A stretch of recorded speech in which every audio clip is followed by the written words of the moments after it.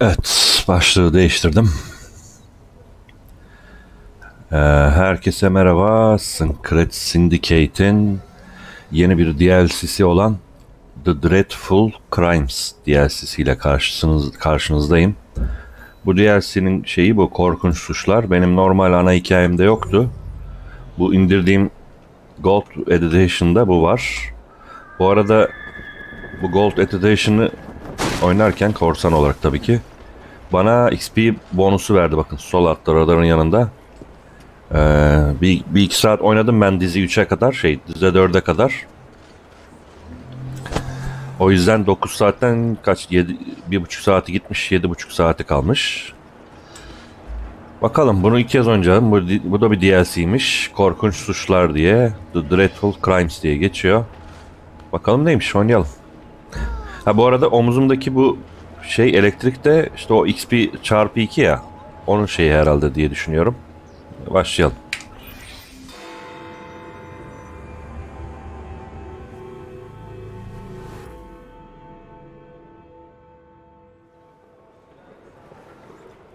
Oh dear. This is going very badly, isn't it? It certainly doesn't have the makings of a ripping good novel. What happened here?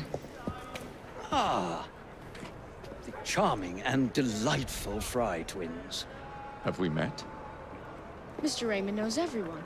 He knows everything about this city. He writes it all up in his books. I'm Henry Raymond, writer of third-rate, lurid stories.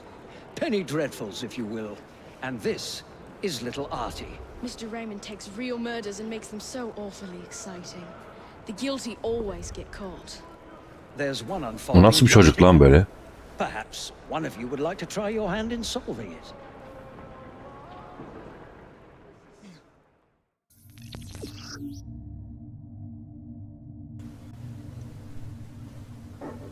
Delillere zanlıyı sorgula.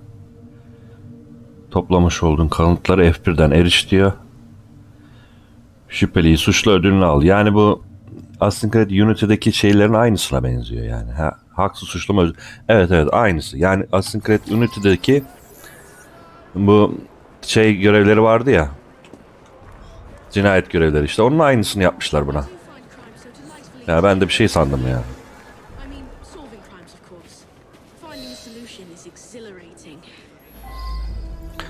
Peki. Fabrikanın sahibiymiş bu.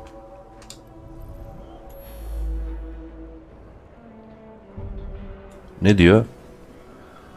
Bir konu seç. E'ye bas. ESC'ye bas. Konu seçecekmişim. İyi de bir dakika, ayrıl diyeyim. Ben önce bir ceset şeyleri bulayım abi. İpuçları falan yok mu? Önce bir gireyim, konuşuruz.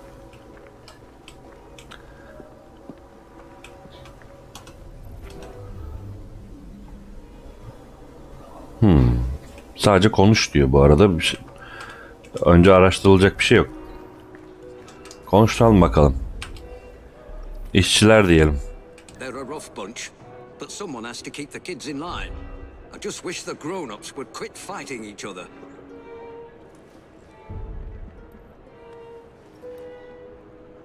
I arrived to find the foreman dead, and the lad Dooley with bloody hands. No one's been able to find the murder weapon and arrest the murderer. Could you sort it out quickly? It's holding up the work.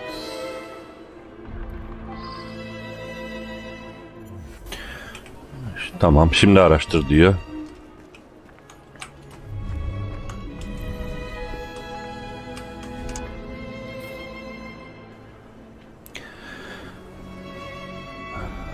Kurbanın yarasını örtüyormuş. Çıkar o zaman.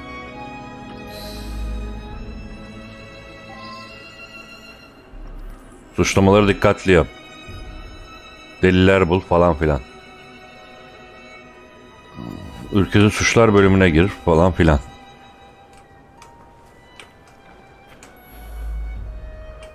He's my brother. He don't like to work hard, so one of the workers give him a thrashing.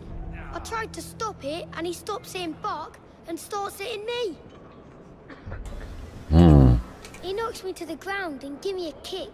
I find my work knife under me and grab it. I lift my hands to protect myself, and he knocks me out with a punch. Later on, I wakes up, and the man's lying there, dead. Doğru mu söylüyordur acaba? Bu mu abisi? I was standing there, having a think, when a fella come at me and give me a thumping. Dooley tries to stop him, and he thrashes Dooley. I run out to find help. When I come back, the man's lying dead, and there's Dooley holding a knife. Please don't arrest him.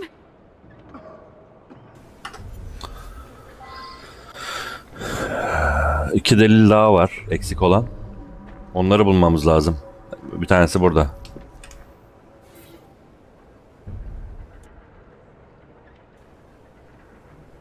D harfi kazınmış. Now that I've seen this, I should ask more questions. Ha, kanıt bak dedim işte, kanıt buldukça daha fazla şey olmalı diye. Şimdi bir tane delille daha eksik bu arada. Bakıyorum ona. Ha, şurada bir şey var.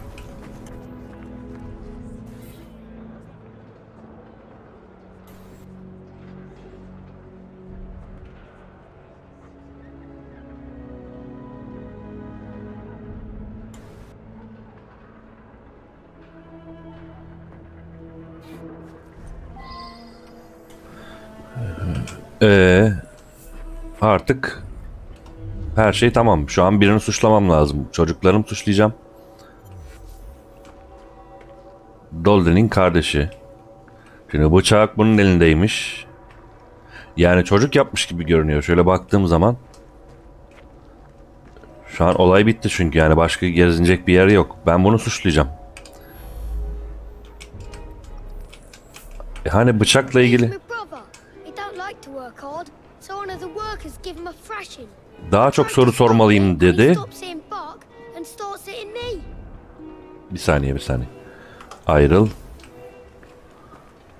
Bunda niye kırmızı var? Ha bak, bıçak. Evet.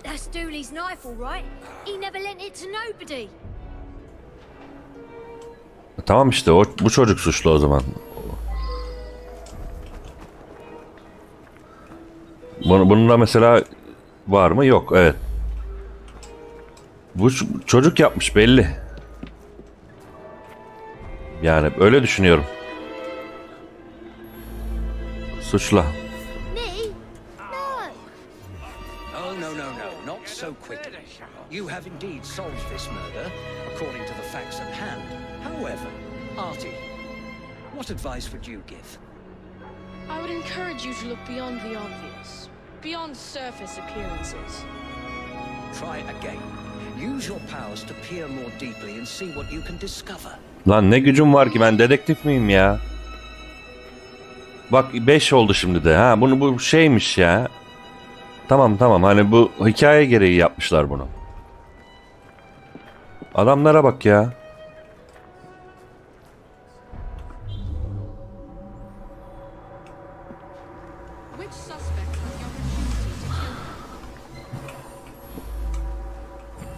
Bunda niye kırmızı var? Bandana, Wilkins diye. Bak sorular geldi. The fumes can be a bit much in the brewery. When the men work in there, they wear bandanas. Wilkins wasn't the type to beat the children. On the contrary, he was forever getting in fights, trying to stop that sort of thing.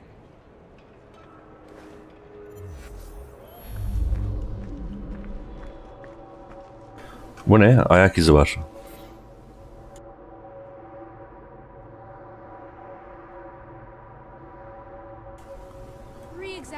Kömür varmış.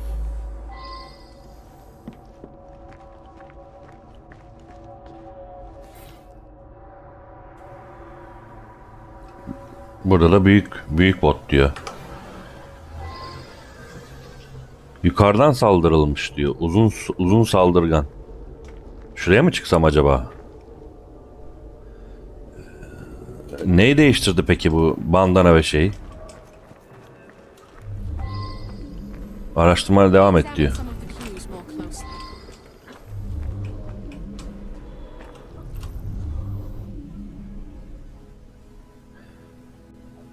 Kimi suçlayacağım abi? Şu an her şey tamam. Ya bunu suçlayayım o zaman, ne yapayım abi? Bir şey bulamıyorum ki. Sorgula var, suçla diye bir şey yok.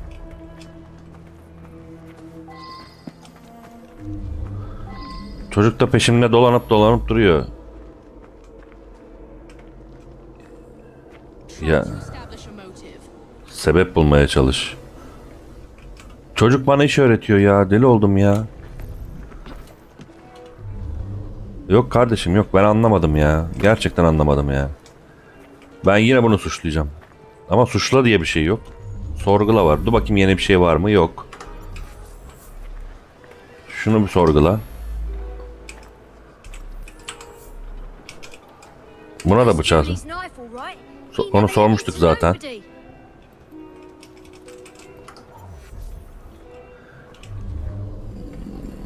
Ne yapmam gerekiyor şu an? Ayak izlerini mi takip edeyim? Evet doğru. Tamam. Tamam doğru. Ayak izlerinin geriye doğru gittiğini fark etmedim.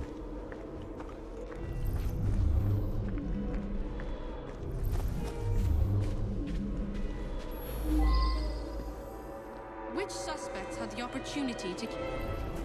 Me and Wilkins was working out here. We heard screaming. Wilkins went to see what it was about and never come back. I went to see for myself, and there he was, dead. I didn't stick around. Somebody might think I'd done it. The strange thing is, Wilkins weren't wearing no bandana when I was talking to him. Only the workmen in the brewery wear bandanas. You should talk to Morris there.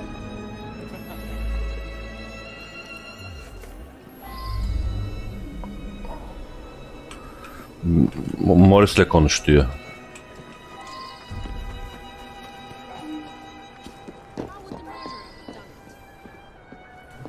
Aha.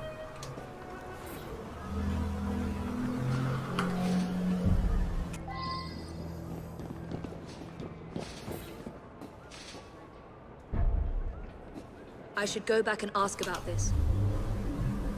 Sigara izmaritleri var. Sorgula ediyor.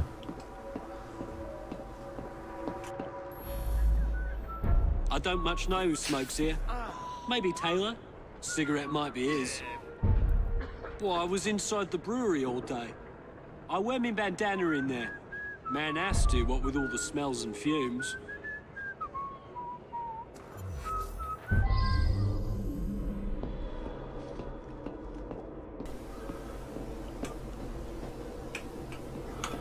Peki, şuna soralım bakayım.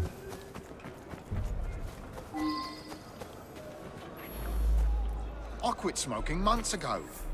You know, I saw somebody from the brewery having a smoke this morning. Didn't see who it was though. Hayda, göremedim diyor. Dur bakayım, beni oyun yönlendiriyor aslında. İnşallah yani bu işi bana bırakmazsın ha. Oyun kendi kendini bulur yani. Suç şeyleri buldukça. Sor. Like I said, I was inside. Didn't get a chance to come out to smoke. Colton left though. You could talk to him. He's working in the loading area just now.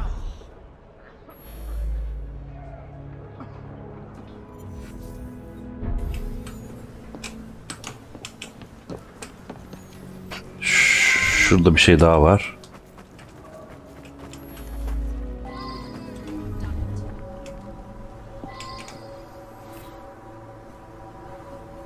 I believe I should reinterrogate a suspect. Kimi? Bunu mu? I was having a chat with one of the others when I heard a commotion and ran in there to find Wilkins dead. Poor bloke, killed by that filthy little bastard that we feed and pay. I don't smoke, never did. Bence bu abi. Oh, very well. Bir kere daha çıktı seçenek oldu. Ne olmuş yani, ben içtim diyor. Bir dakika ya. Tamam, şimdi oldu.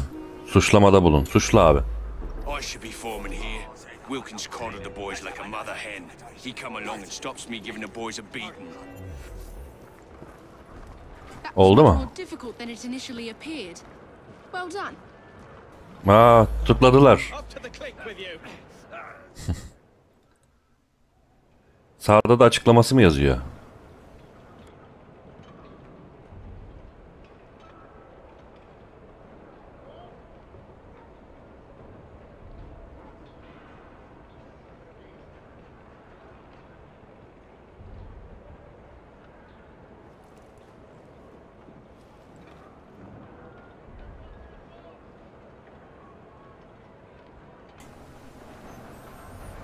Evet, okudum yazanı. Demek ki bunlar da böyle görevler ha. Ülke pelerini diyor. Giyelim bunları, aldığımız şeyleri. Bu arada tabii ki her şeyim gitti benim. Bu çünkü başka bir oyun olduğu için. Şimdi pelerin nereden giyiliyordu? Ülke pelerini neymiş bakayım. Bu. Ama 5 level olmam lazım diyor. Neyse devam. İlk görev bitti. Sonraki cinayet görevi nerede? Burada. Hemen gidelim oraya. Bu arada hiçbir yer açık değil. Çok fazla. Onu da söyleyeyim.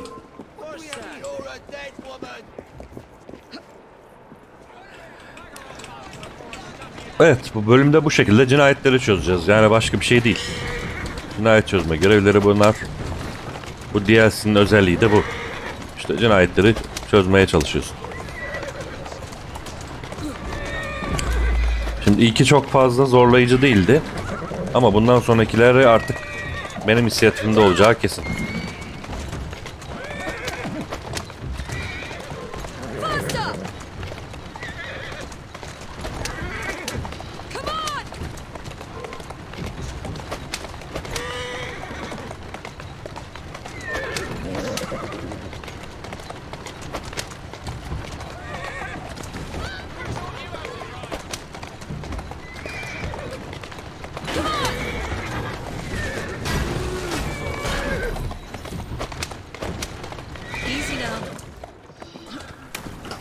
Bir dakika. Beceri geldi. 1 puan. Ne alayım ona? Bunu al gitsin.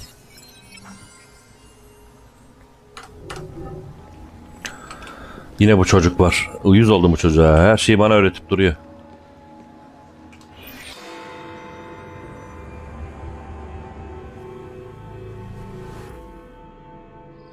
A tragedy in the park.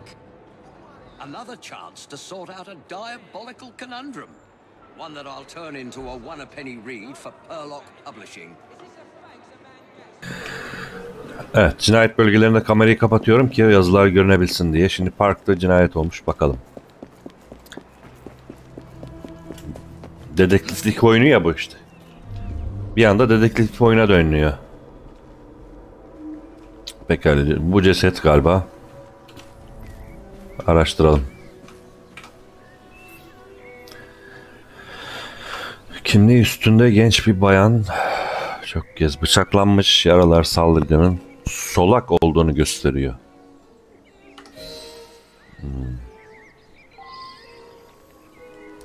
Burada bir delil daha var.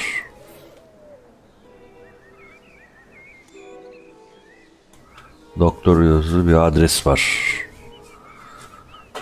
Peki. Toz halinde ilaç. I wonder if someone could tell me more about this.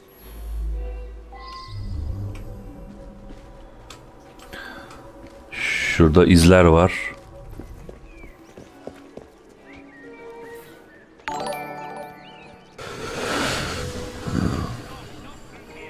Takip etti sanırım. Speedy Gonzales. Aleykümselam, hoş geldin. Takip, teşekkürler.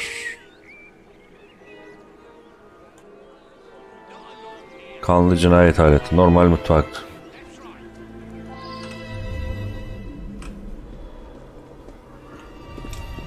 Şurada bir şey daha var.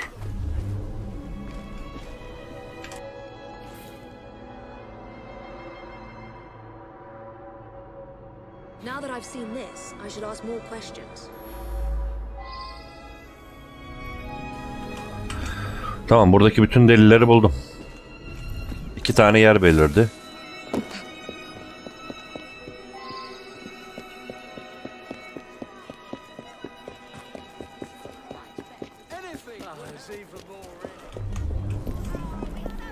Şuradaki insanlara soru soracağız.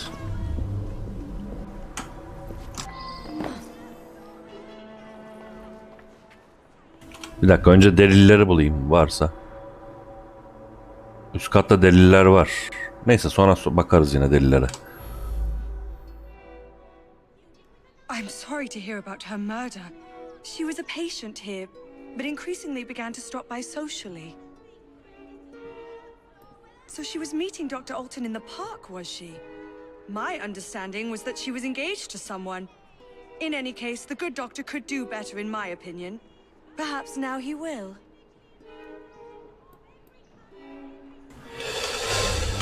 Şurada bir şey var.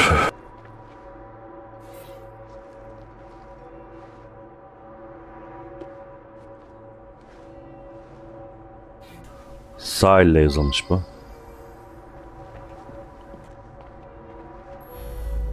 I don't know any of Dr. Alton's other patients. Bence kesin bu bak. Çünkü çok az konuşuyor ve hiçbir şey söylemiyor. Ne diyor bunun için? Bir daha o yazı çıksın. Hastaymış. Bay Shelby.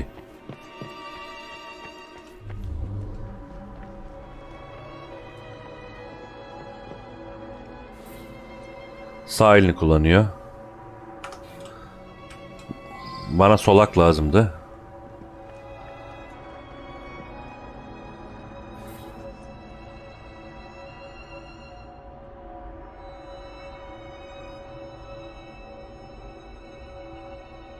I should return and find out about this.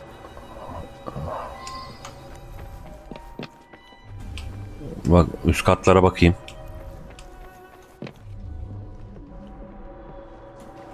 Bir saniye.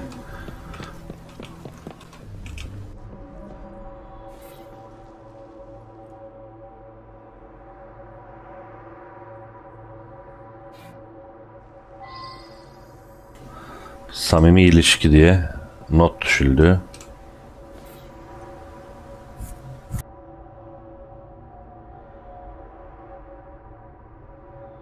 I believe I should reinterrogate a suspect.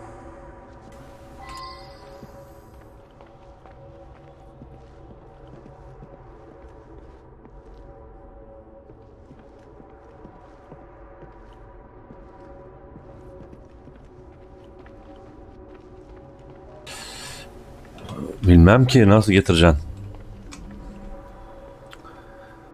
Bu arada yukarıdakine soru soracağım. Save'i... Başkasının save'ini kullanabilirsin. Yani kendinin save'i gelmiyorsa... Ya da Uplay'de şey var. Bulut save var. Bulut'a kaydediyor ya. Mesela benimkini Bulut'tan almıştım ben kendi save'imi. O şekilde gelmesi lazımdı sana. Yani çok fazla yardım edebileceğimi sanmıyorum sana ama.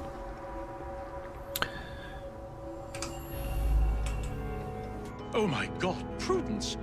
How horrible! I was about to propose. But I don't understand. She and I didn't have a meeting arranged today. It is true that we sometimes meet in the park, but there was no arrangement for this morning. That's very odd indeed. Prudence was a patient here, but wasn't given this prescription. There's no reason that she should be carrying such a packet. You appreciate, I'm sure, that I cannot discuss the condition of any of my patients. İlginç. Tam böyle istediğim cevapları vermedi. Niye bunda hala şey var? Ha, kesik yanağını soracağım. One of my patients became overexcited.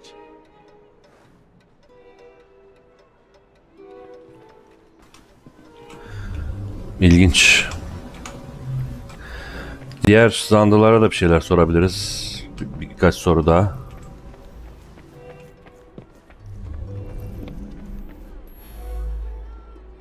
Mr. Baxter apparently attacked the doctor yesterday.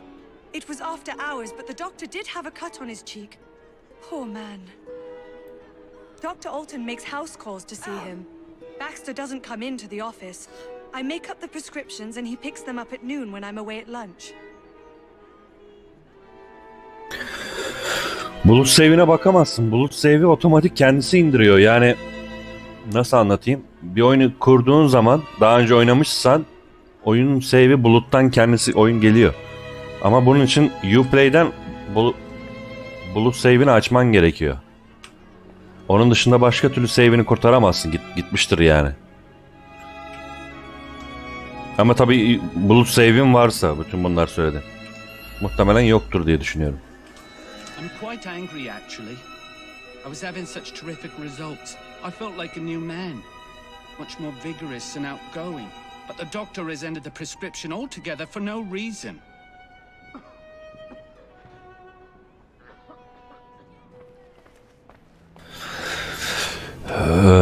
Şimdi birincisi şey önemli. Oyunun orijinal mi korsan mı, o önemli.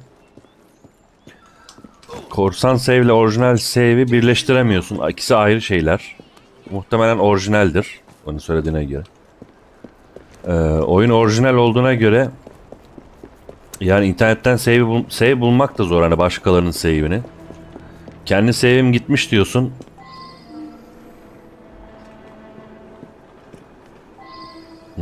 Oyunu silip tekrar yüklesen olmaz. Uplay silip tekrar yüklesen belki. Bilemedim ya, bir şey diyemiyorum, zor soru.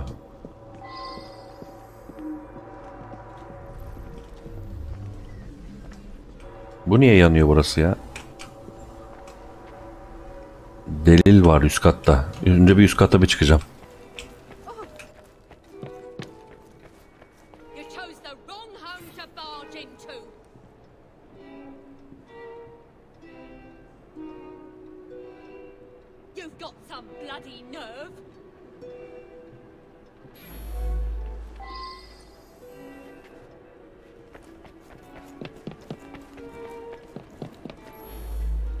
Prudence and I are engaged to be married. I'm desperate to see her. She should be by any moment. She had something important to tell me. I'm worried she's going to break off the engagement. Prudence has been so distant lately. I believe she has a misplaced affection for her doctor, the cat. I would make a much more appropriate husband, and a wedding is planned.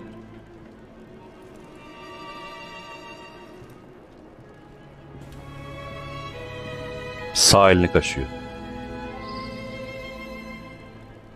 Sen de kimsin ya? Benim yanıma geldin. Ne oldu şimdi? Bir nokta daha var. Araştırılmamış olarak görünüyor. Araştırmana devam et diyor bu arada. Bir saniye. Şu soldakileri mi araştıracağım? Şöyle bir dakika, bir daha bakayım. Mesela Unity'de bak burada beyaz var. Bu da beyaz. Bu siyah neden? Bu araştırıldı mı demek? Yani şuradaki işim bitmedi mi demek acaba? Neyse, şuraya bir daha gideyim bakayım.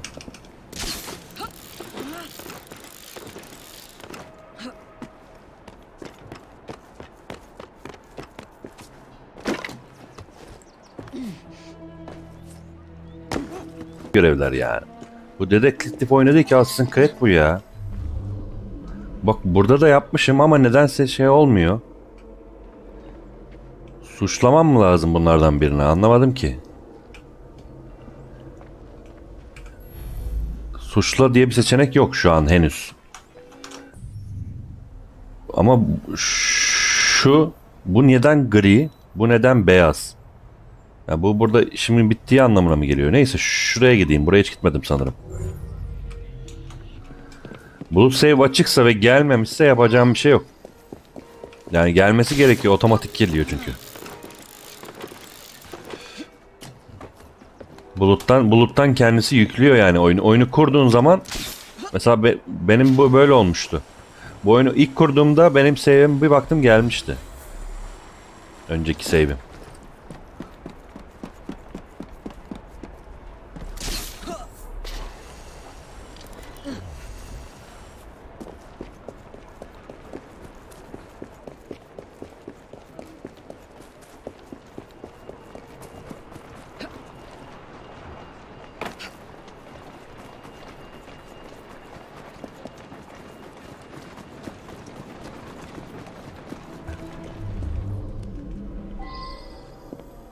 İki delil, bir zanlı var.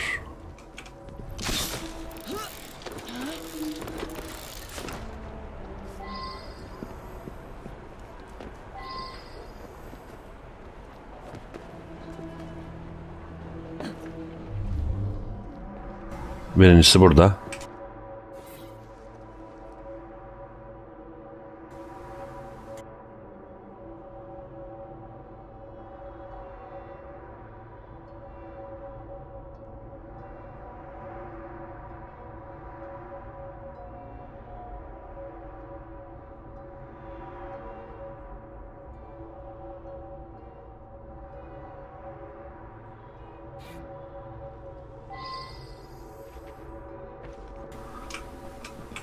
Kadın dışarı yazdı oraya. Burada ne yazacak bakalım.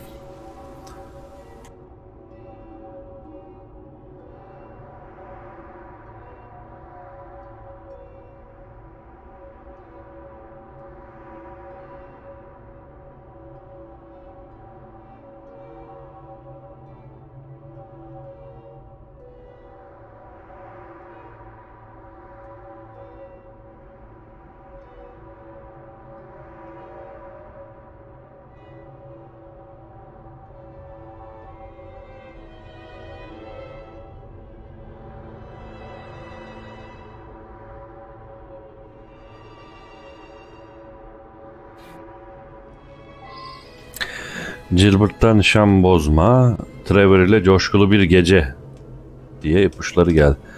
Son bir zanlı kaldı. Sanırım bunu da suçladıktan sonra, konuştuktan sonra şey bitecek. Birini suçlamam gerekecek. Nerede peki bu adam? Burada. Ha, kadınmış. I saw her kissing my man in the park, didn't I? I followed her to this street yesterday, but lost her. I'll come every day if need be until I catch her again. Bence kesin bu öldürdü ha. Or I'll give her what for. He's all mine, I tell you. All the girls want a bit of Baxter, but they can't have him. You ask him yourself. He lives just that way. Artık beni suçlayabilirsin. Şu tarafta oturuyor. Git onu sorgula dedi. Yeni bir yer açıldı mı bakayım? Şöyle. Sanki açılmış gibi ya. Şurada diyor. Baxter'ın evi diyor. Gideyim. Bir yer daha açıldı çünkü. Şuraya gittim mi ben acaba? Orada bir gideyim. Gidip soruşturayım. Ama bence bu kadın yani. Biraz eminim bundan. Konuşmalarından falan.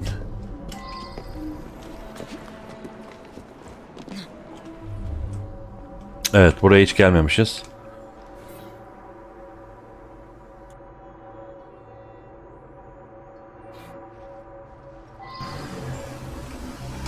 Ama gerçi solak biri olması lazım. Saçılmış kağıtlar. Bu sağ eliyle yazılmış.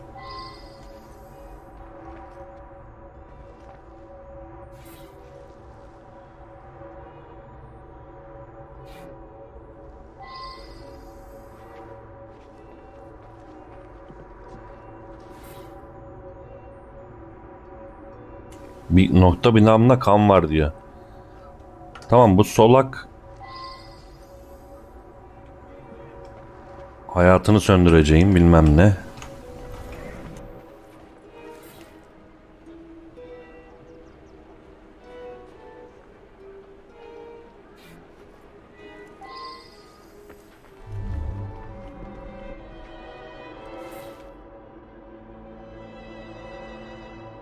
Well now, I didn't ask about this.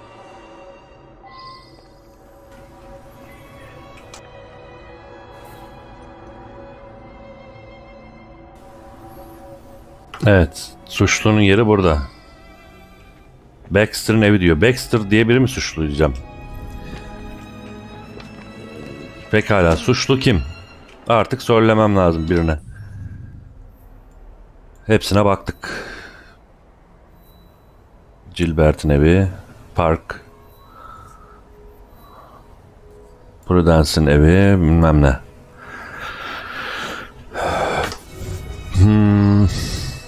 Önce kadını suçlayayım, sonra da Baxter'ı arayayım. Ben önce kadını suçlayacağım abi. Yani çok böyle uzun uzun dikkatimi veremiyorum böyle şu tarz şeylerde.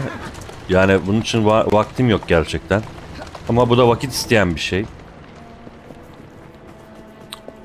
Yani delilleri falan okuyacaksın sürekli. Gerçek bir dedektiflik şeyleri, görevleri bunlar. Ama bana çok keyifli gelmiyor. Ama maalesef yapmamız lazım. Ben bunu suçluyorum abi. Çünkü bunun konuşmalarını falan beğenmedim ben.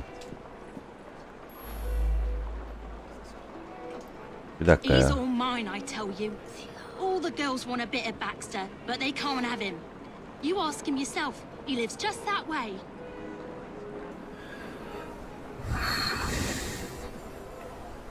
Ama ya bir dakika ya. Kadın haklı ya. Ben Baxter'ı suçlayacağım. Ama Baxter'ın evinde değil. Nerede peki bu? Bu adam. Şuraya bir gideyim tekrardan.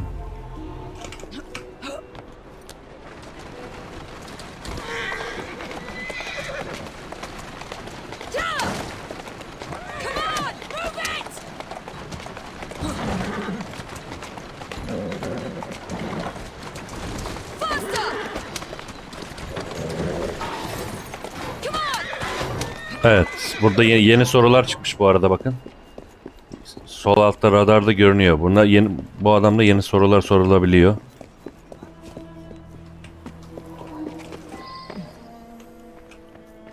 Dur bakayım, sorgula. İlaç. Medicine was developed by Dr. Alton specifically for one of our patients, Mr. Shelby. But he's been using it for another patient as well.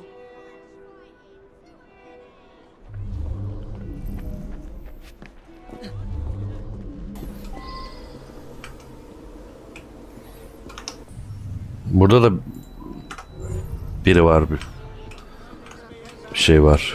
Gidip onu da sorayım. Ondan sonra son kararımı vereceğim.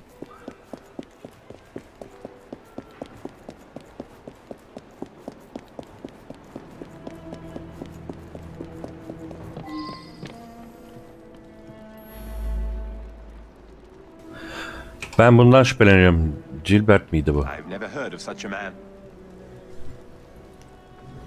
Ya o suçla gitsin ya. Uğraşamayacağım.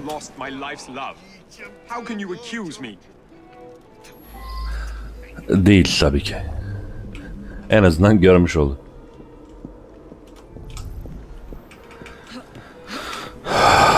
Pekala, ben o kadını tekrar tekrar suçlayacağım.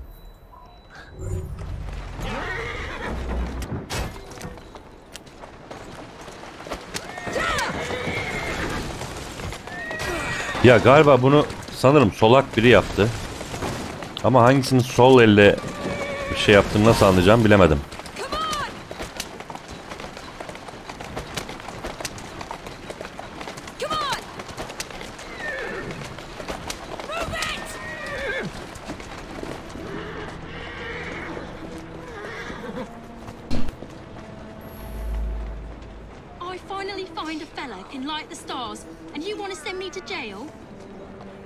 Değil. Biraz şüpheli görünmüştü bana. Hayır tabii ki. O halde şu evdekilerden biri herhalde. Ya ödül düşüyormuş. Ödül benim çok umurumda mı ya? Değil tabii ki. Ben sadece hani DLC'yi bitirmek benim amacım.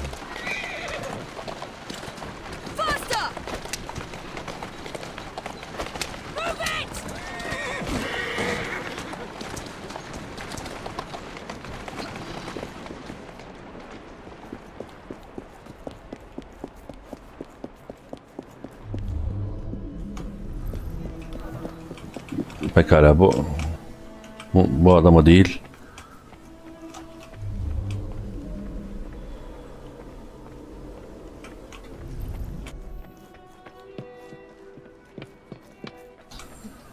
Sen kimsin?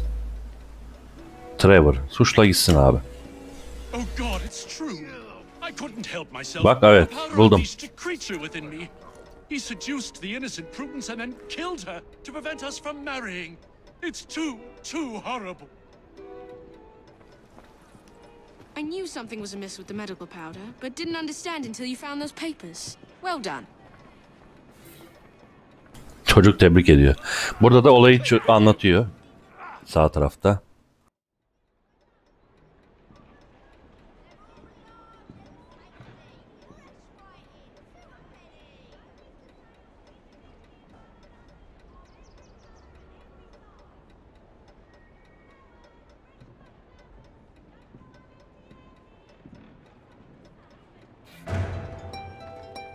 Evet.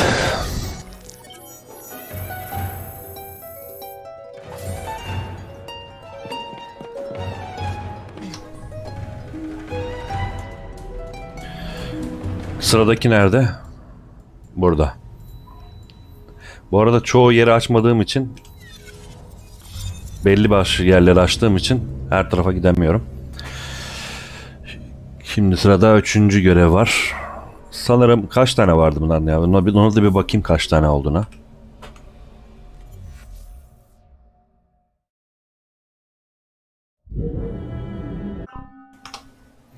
İlerleme kaydı, ilerleme izleyicisi. Neydi bu? Londra hikayeleri. 1 ve 3'ü yapmışız. Toplam 4, 8, 10 tane var. 2 tane yaptık. 8 tane kaldı.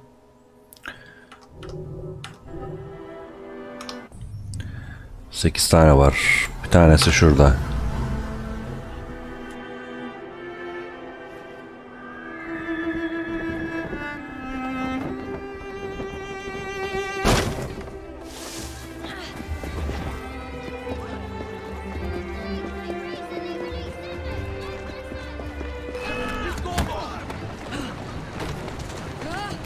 Ulan binemedim ya.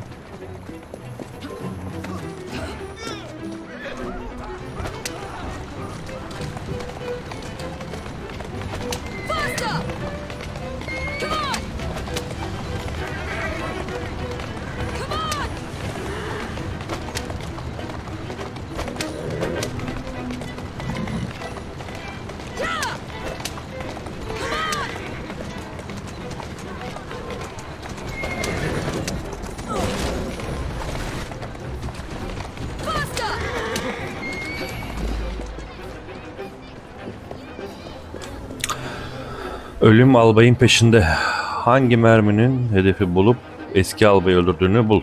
Hadi bakalım.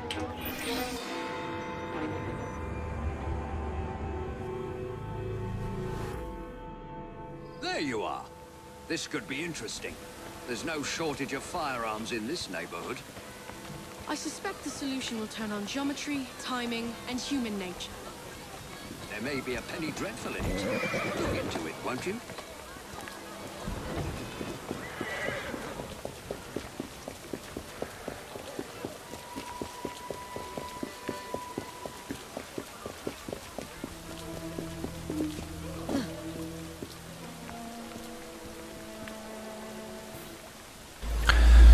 Göğsüne girip doğrudan kalbini.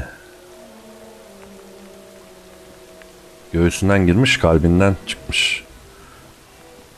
Yok, sırtından çıkmış. Tek bir kurşunda.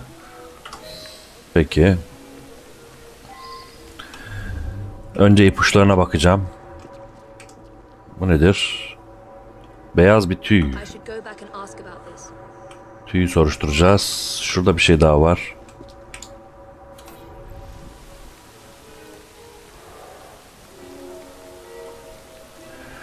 Gold Coast seferi yazıyormuş. Sancak. Şu.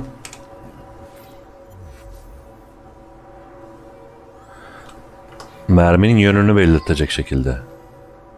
Ne yazıyor tam olarak? Kan. Kan iz düşümleri. Kurbanımızın adı Louis. Bu saat şeyi niye burada?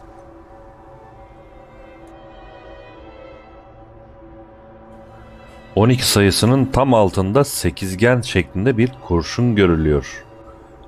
Ama saat çalışmaya devam ediyor diyor. Oha. Şuradan vurulmuş. Ya yeri belli oldu şuradan. Merminin izi yürü. Bir dakika şuna da bakayım.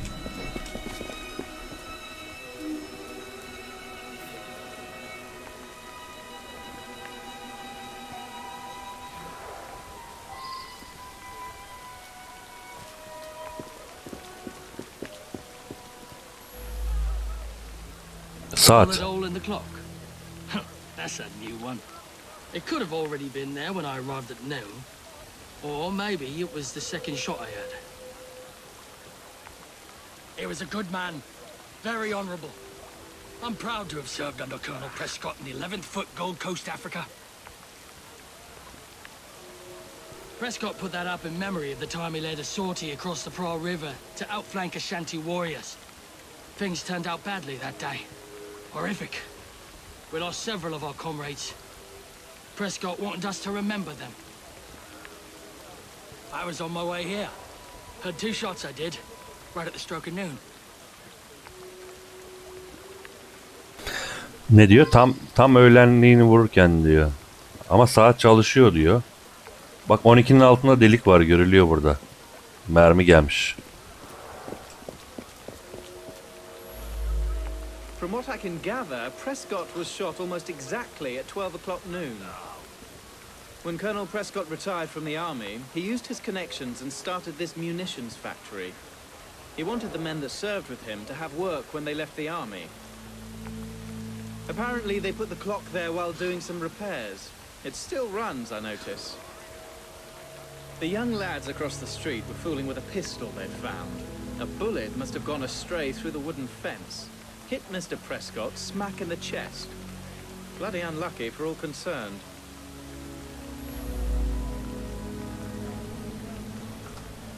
Bu arada delilerden bir tanesi eksik ha. Delil eksikliği var. Onu da bulmam lazım. Göremediğim bir delil olmalı. Şöyle siz de bakın. Şurada sarı bir şey daha var. Bir dakika, o taraftaki deliller görülüyor da buradaki... Burada bak, bulunan deliller 6. Bir tanesi eksik.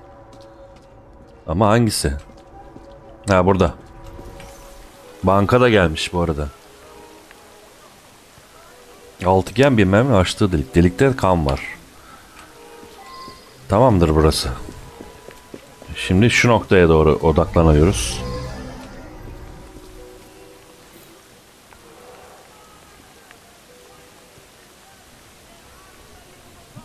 Bira birinkintisi mi? Şu tarafa doğru bira şeyi gidiyor. Bak, 2 mermi. Birisi buradan. Birisi de şuradan. İlginç.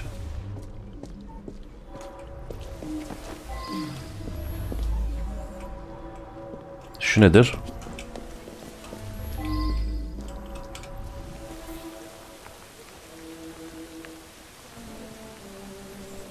Buradan mı çıkmış mermi?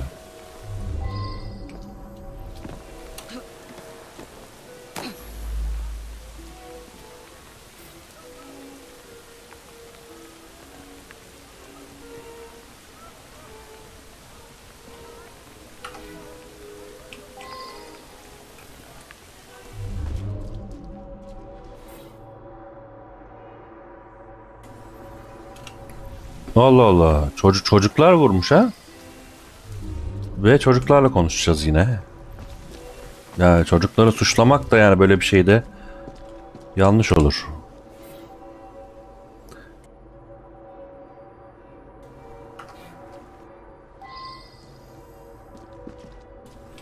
Düşmüş olabilir diyor. Evet, deliller bulundu. Sorgulanan zanlı 1 diyor ama burada da var.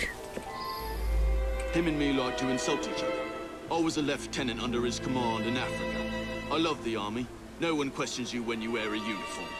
Anyways, every morning when he arrived, we'd call out and joke with each other. Yeah.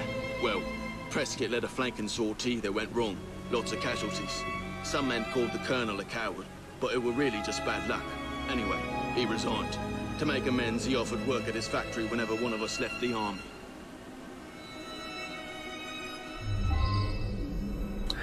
Bu dükkanın sahibi.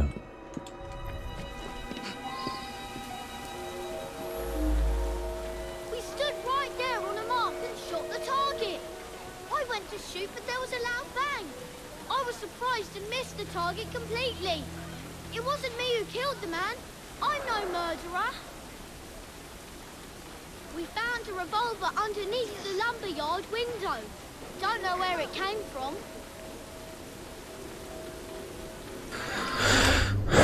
Yok, burada değil şüpheliler. Bir de şunu takip edeyim. 3. yeri bulayım.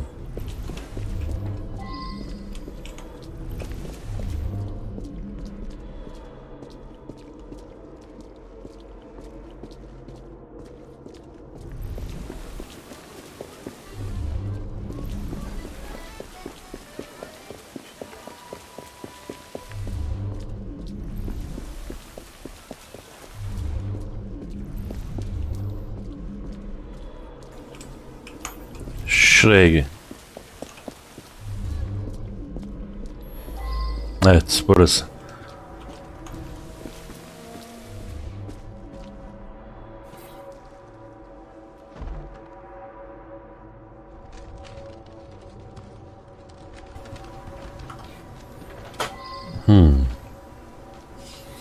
Şüpheli buradaki adam olabilir. Gerçi 2 tane var.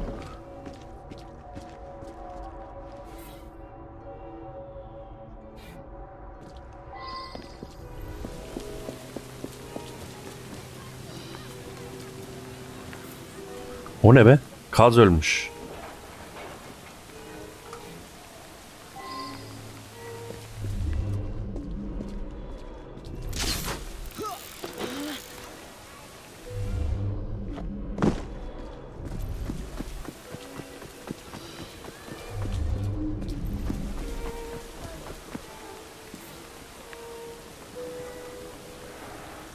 Well now, I didn't ask about this.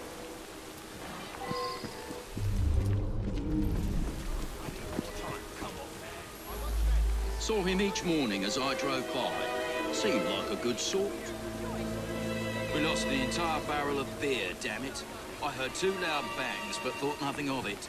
Later I found a bullet hole in a barrel. Imagine that, a bullet hole. My lad Samuel might know more. He's around back, tossing trash in the river. The poor lad. Fell on my doorstep a few years ago. He's in a bad way, has some sort of malady. Rides in the back while I make deliveries. Hard worker, very determined.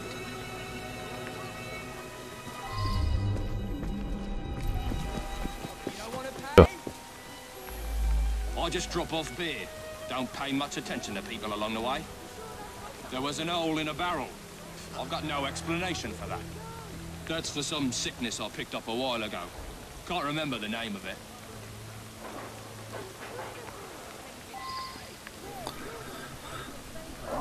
Bitti mi? Gitmediğim neresi var? Şu ana kadar. Şurada sanki bir eksikliğimiz var gibi. Suçlama şeyi çıkmadı. Demek ki bir yere gitmedik.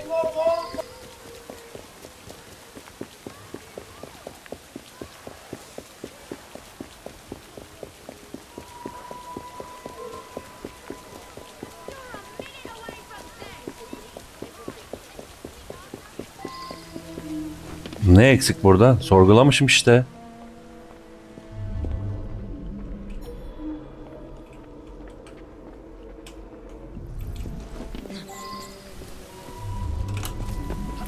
Bir dakika, şuradan düşmüş diyor. Bakayım burada bir şey var mı? Bak, buradan düşmüş. Açık pencere. Bir de buraya bak. Hah, bak yeni yer buldum. Silahlar buldum. Evet.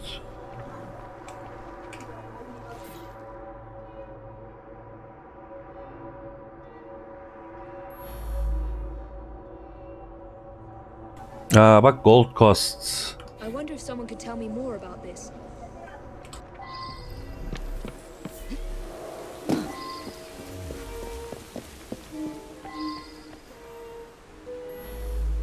I admit it. I sell stolen rifles and pistols. All very hush-hush. Black market. I brought that gun back from Africa. I was a sniper fighting the Ashanti. I used that gun this morning for Prescott's challenge. It's the only Whitworth we have. I'd never sell it. I made that shot. Early this morning, Prescott challenged me to plug the 12 from my shot. I missed just slow. No one witnessed it. It was too early in the morning. Ben bu adamı suçluyorum. Yanlış bile olsa. Me? I couldn't have shot him from the attic at that angle. I only shot his cloth. Değilmiş. Pekala, ben o halde buradakilerden birini suçlayabilirim. Çünkü şuradaki alay nişanından dolayı. Bakayım. Bunlar çünkü fazla arkadaşlığı gibi duruyor ya. Suçla gitsin abi. I was here all along. The gun went off over there somewheres. We're not in Africa anymore. The war's over for us. I don't shoot my officers. Değil.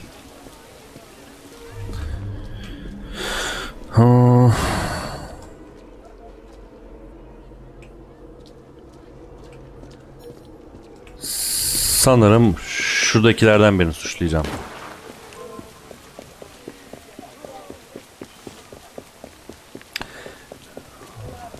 Gerçi bunlar da sadece fıçı deposu. Yani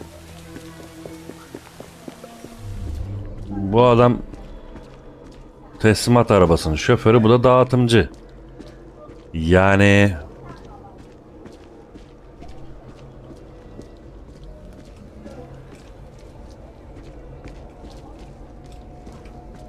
bunu suçlayacağım, dağıtımcıyı. His goddamn cowardice in Africa got me best friends killed. He should have faced a firing squad. Buldum bak, evet. Dağıtımcı. It's a miracle anyone survived, what with all those bullets whizzing about. Bakayım, merak ettim hikayesine.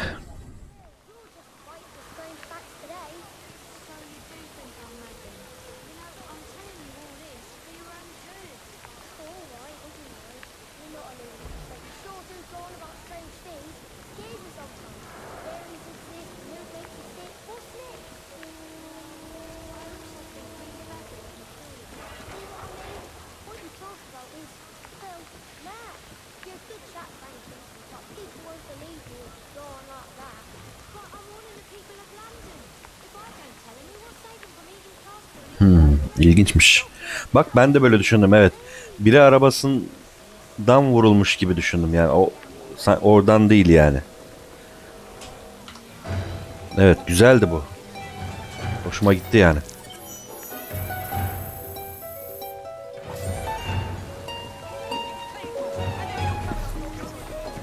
Hikayeyi daha tamamladık. Hemen sonrakine gidiyorum. 2 tane, 3 tane var.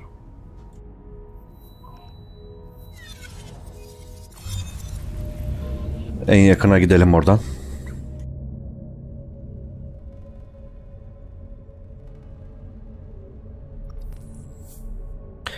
Bakalım. 3 tanesi birden açıldı.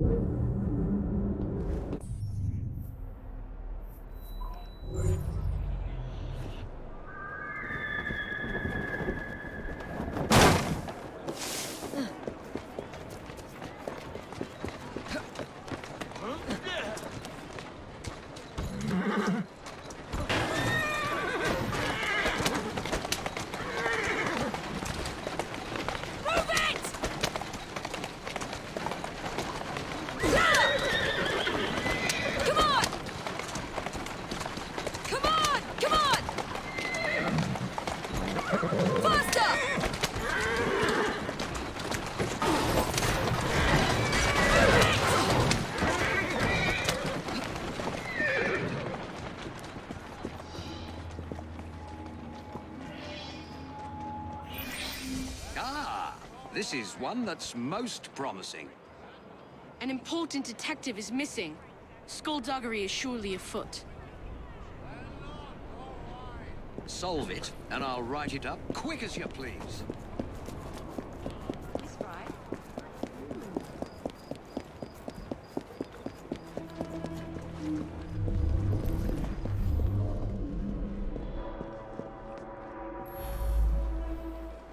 He's a friend of mine. The whole station is out looking for him as we speak.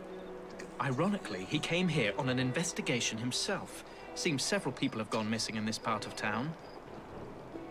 We've had reports of missing people over the last few months. Detective Murphy is just the most recent and the only one who's anybody to speak of. Oha, sürücü yer çıktı.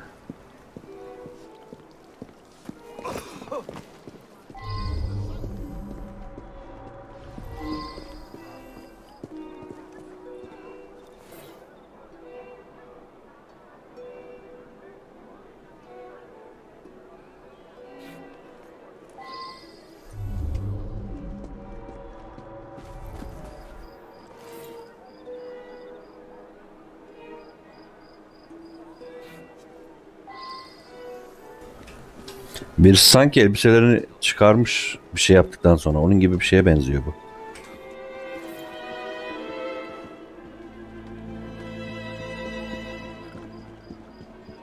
Oha, insan kemiği I should diyor. return and find out about this.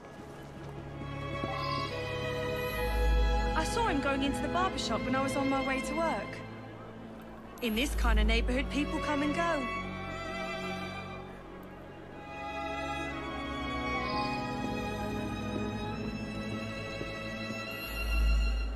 An odd man indeed. He spent a fair amount of time in here, poking around.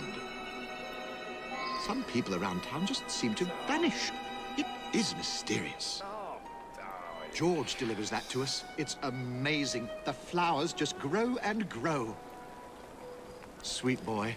Constantly giving my assistant gifts, a jacket, a handbag, and so on. İlginç. Bu adamın konuşmaları. Buna bir daha soracak bir şey.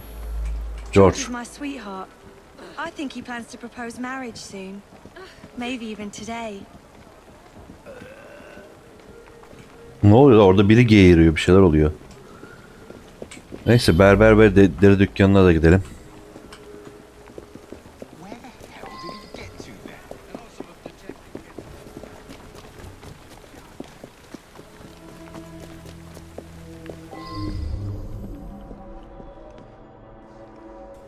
Bir dakika, önce deliller. Üst kata nereden çıkılıyor?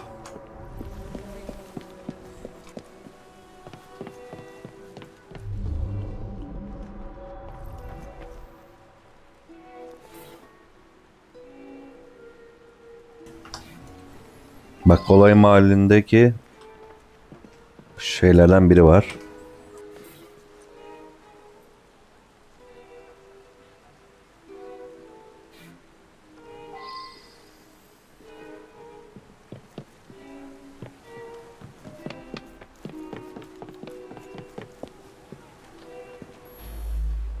He came in asking lots of questions. I believe I answered them to his satisfaction. I suppose there are a few people I haven't seen in a while. Why would you want to know about him? Stupid boy. He does deliver tan leather on occasion, but I really have very little to do with him.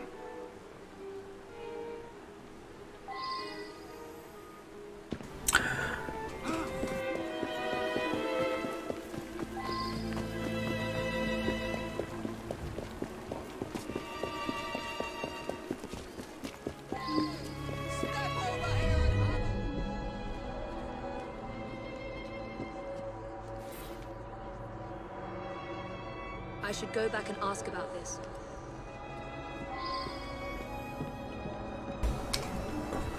Oradaki aletten aynısı.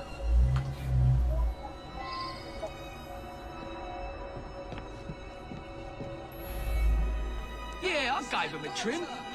He asked no-ended questions. When I cut his hair, I notices a tattoo right at the base of his neck. A green Celtic cross it was. You're right. Several people have disappeared over the past months. Some of them were customers of mine. I'm trying to quit drinking. Sometimes my hand shakes when I'm given a shave. George was in here earlier, getting an haircut. He wanted to look nice for his girl. He's been seeing Joanna from the flower shop for some time now. Said he's finally saved up enough money to pop a question. Gentlemen, step over here and have a look at all my wondrous wares. Come, stand closer. Have a look at these beautiful things. Look here, right here. We've got the best prices. Tamam mıyız? You won't find better. Ha, izleri takip edeceğim.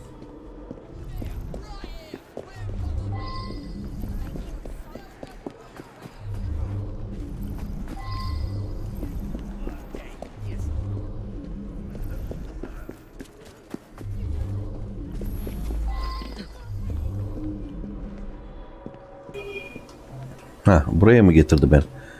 Üst katta deliller var.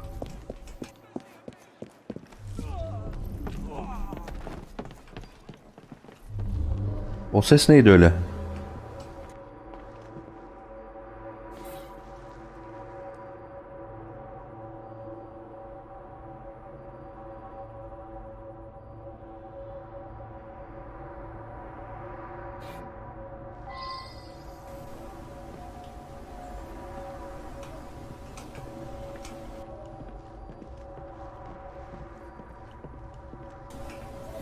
Bir kat daha çık. Aha. Biri daha varmış burada.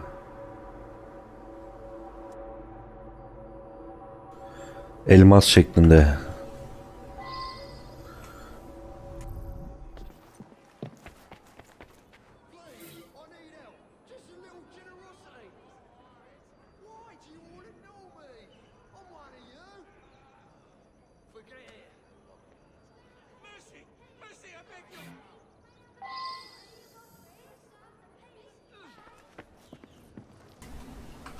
Sonuç,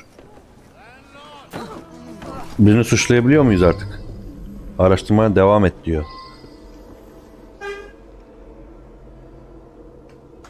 Pekala, sorular soracağız.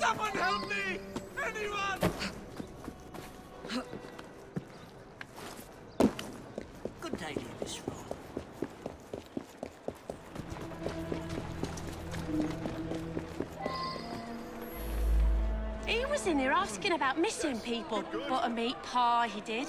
Stayed and chatted for a few minutes, then headed off to the barber. I'm told that some people have gone missing, but I don't know anything about it. Move it over there.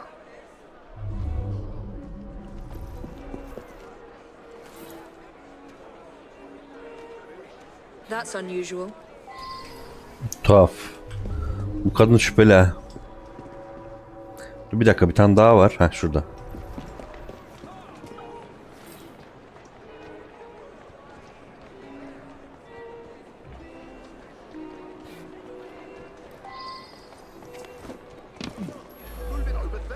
George delivers meat from the pies. Lovely lad. I pay on delivery. I believe he picks it up from a local butcher shop.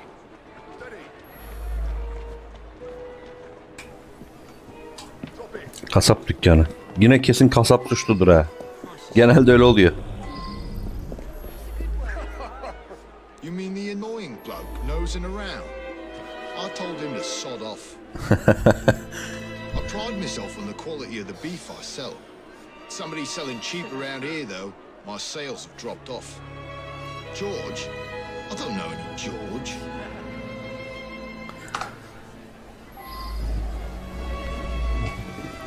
Bir dakika, bunu suçlayamıyoruz.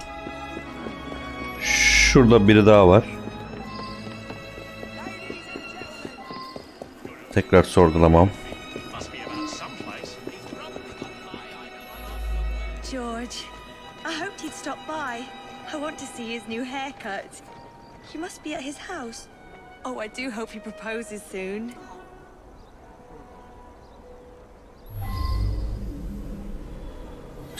Her şeye sahipsin diyor. Kimi suçlayacağız şimdi? Seçmemiz lazım.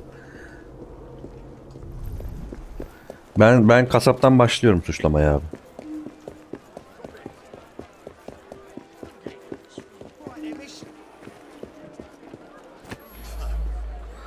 Bu kasabı suçlayamıyoruz. Eşini suçlayabiliyoruz. Sonra bu kadını suçlayabiliyoruz. Etli pasta fırıncısını. Suçla gitsin ya. I'm just one woman. How could I have got rid of all those bodies? Excuse me, I think I'm going to be sick. I just thought, how exactly did they get rid of the bodies?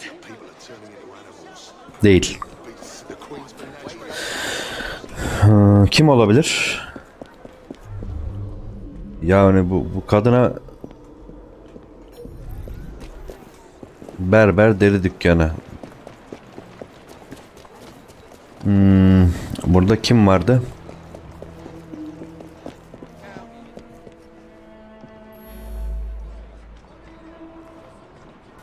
Suçla gitsin.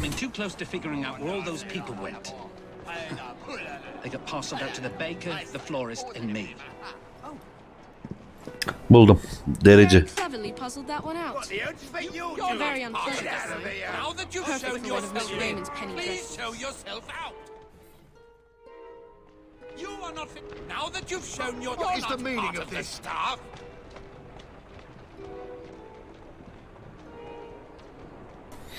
Aynen bak. Derici adam. Cinayeti işleyen adammış.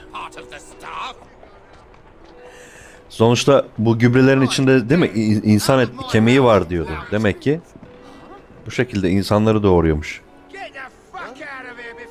Now that you've shown yourself in, please show yourself out. What is the meaning of this? Ne sadistçe bir görevmiş.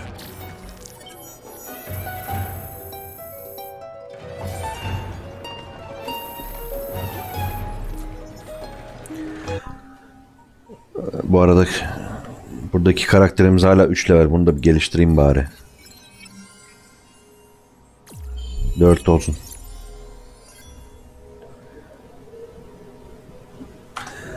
Hemen sonrakine gideyim. Ve burada bir tane daha vardı. O gitmiş mi? Ha burada. Öteki de şurada, tamam. Sıra şurada. 2 kez ölen mi?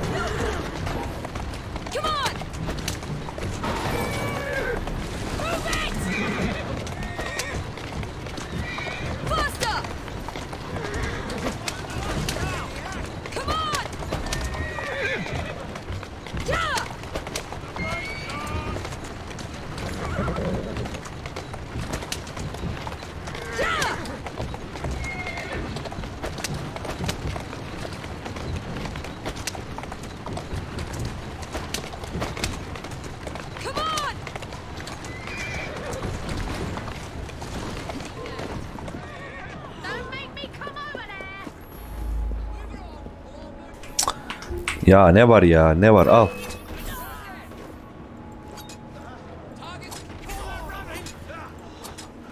Geberin.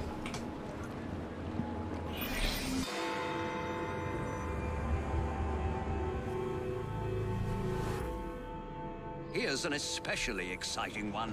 Perfect for a penny dreadful. A famous professor dies twice. That's once 2 kez ölüyor. usual. Twice as many sales. My name will soon be known across the nation.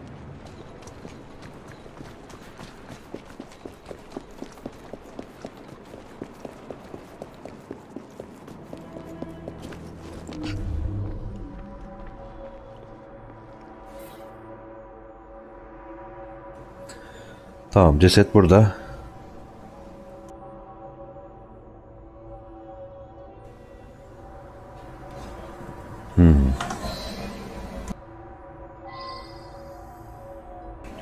İpuçlarını bulalım.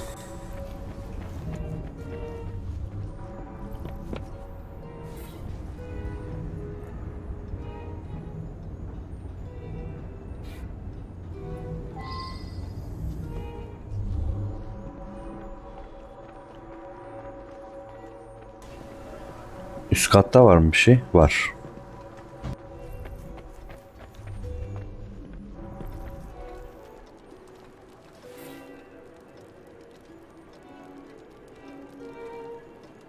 I should go back and ask about this.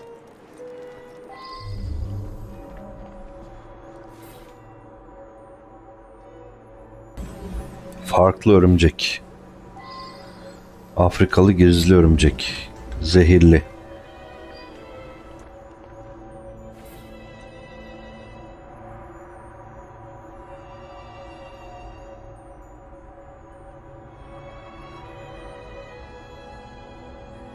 I should go back and ask about this.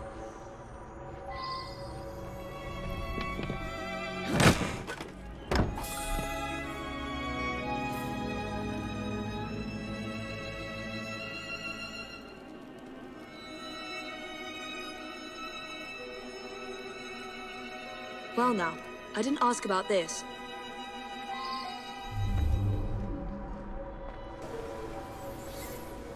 Bir tane delil eksiğim var. Nerede? Şöyle bir dikkatlice bakayım. Bazen böyle küçük şeyler gözden kaçabiliyor. 2 tane şüpheli burada duruyor, tamam, ama Delil, eksik olan delil hangisi? Valla bu katta bir şey yok. Ha, gördüm.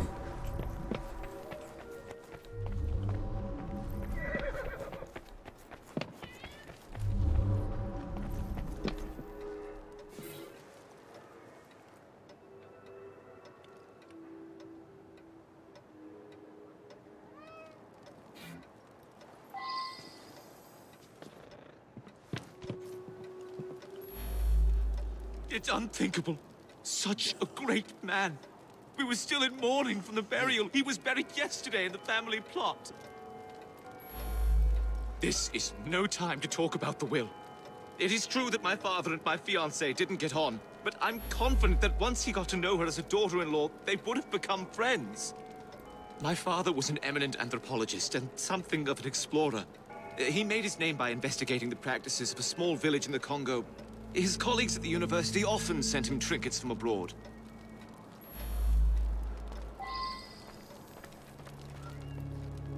It's so very awful. The professor died of an heart attack just days ago. Then tonight, I hear pounding at the door. I open it to find him bleeding and in pain. He tried to say something, then collapsed dead. Again. Spider? Let's get that out of here. Emmett is definitely afraid of spiders. He kept repeating, Barkesso, Barkesso, over and over. What does it mean? He got that a few days ago. Inside was a statue. I thought it was a marvel, but he told me it was quite common. I don't know who sent it.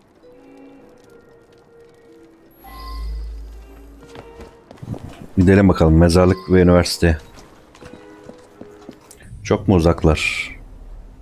Biraz.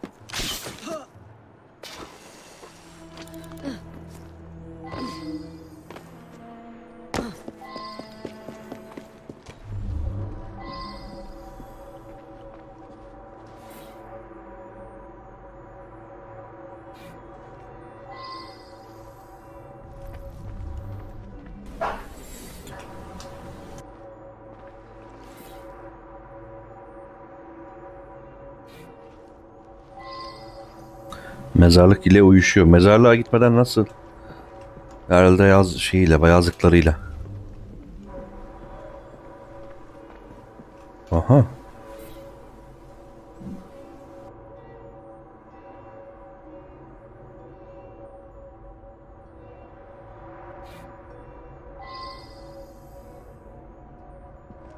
Evet, uyuşuyor. İlginç. Bu adama biraz daha şüpheliye bakıyor.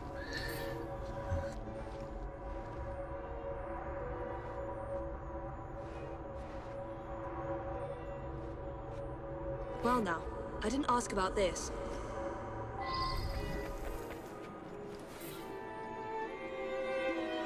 Well now, I didn't ask about this.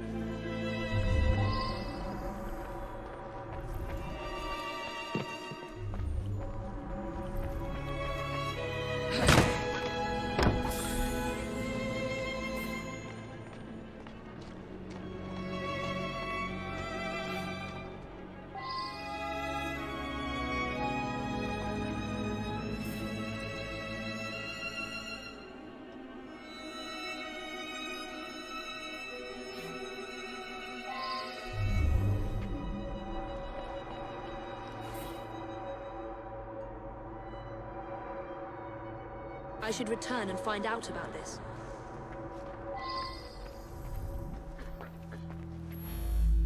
The anthropological sciences have lost a great mind.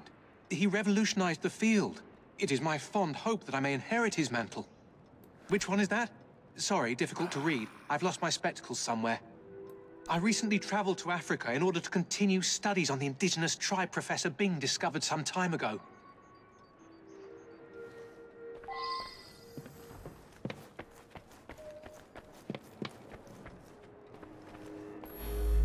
An eminent colleague. He wrote prolifically. Probably no one will ever amass the amount of knowledge he acquired.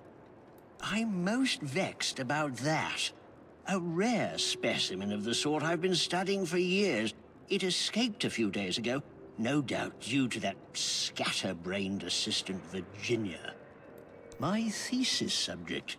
My South American colleagues tell me that this particular arachnid is only found in the Bolivian Andes. Fascinating subject. İlginç.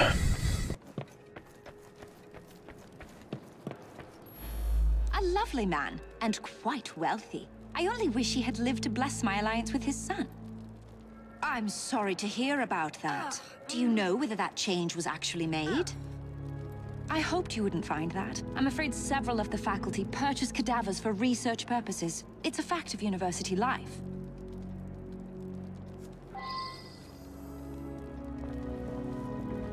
Şimdi mezarlığa gidelim.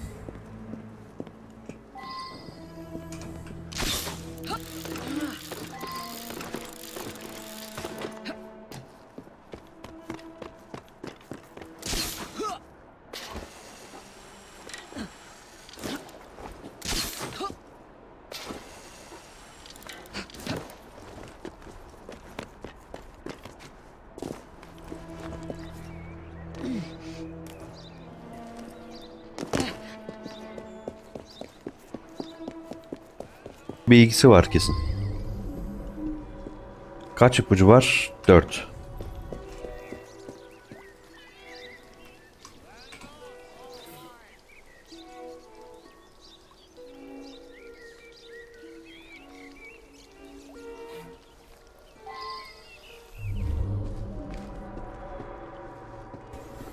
Buna rüşvet verilmiş herhalde.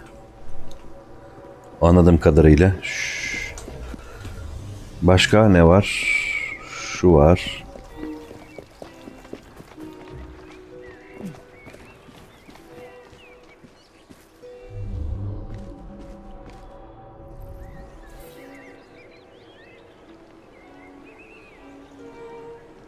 Now that I've heard this, I should ask the others some questions.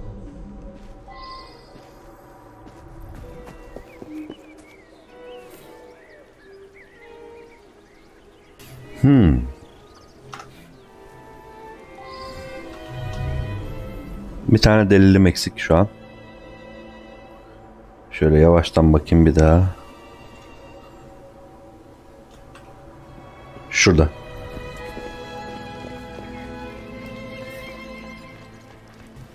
I should go back and ask about this.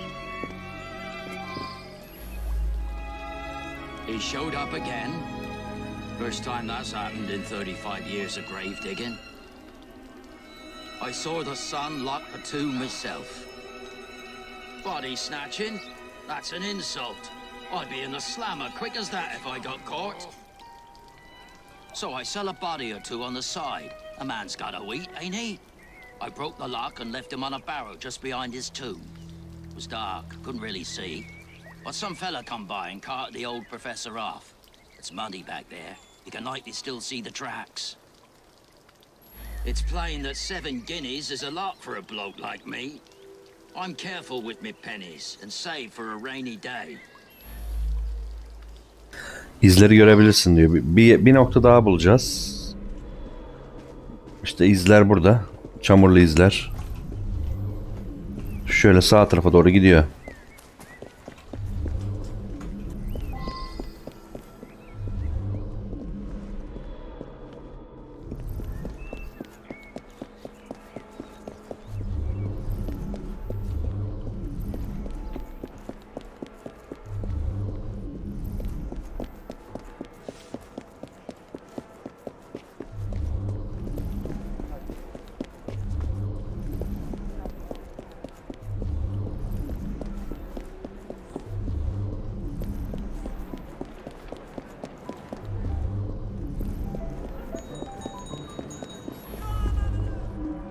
Evet. Buldum bir yer daha. Burada şüpheli yok. Şüpheli olsa suçlardım.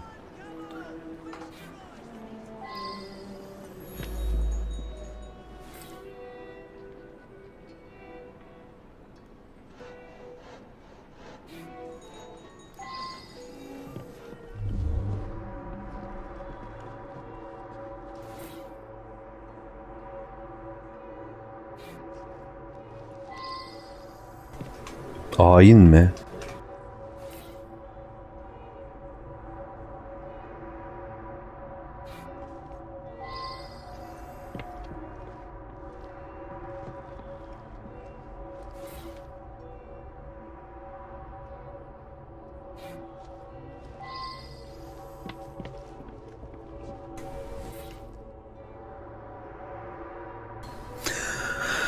Gözlüklerim kayıp diyen adamın gözlükleri.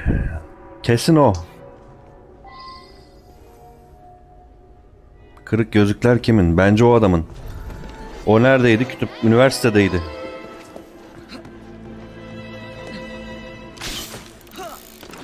Oraya gideceğim.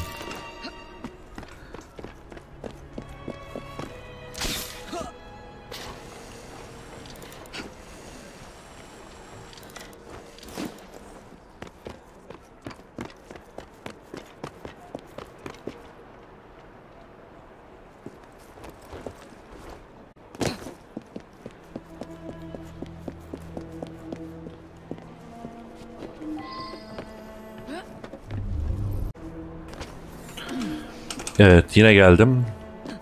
Bu sefer tutukluyorum seni. I required his knowledge in order to become the greatest anthropologist in the British Empire, and his beloved tribe of savages provided the method. That Professor Silas was particularly cunning and gruesome. Mr. Raymond will be thrilled.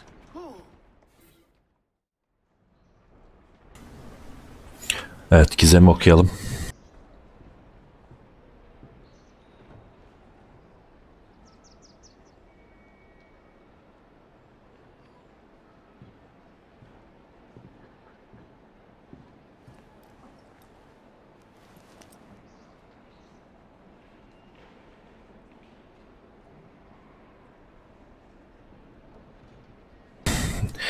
Beynini mi yemiş?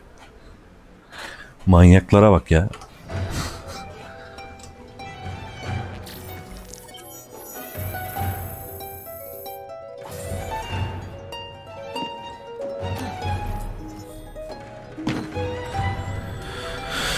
Sırada bu var.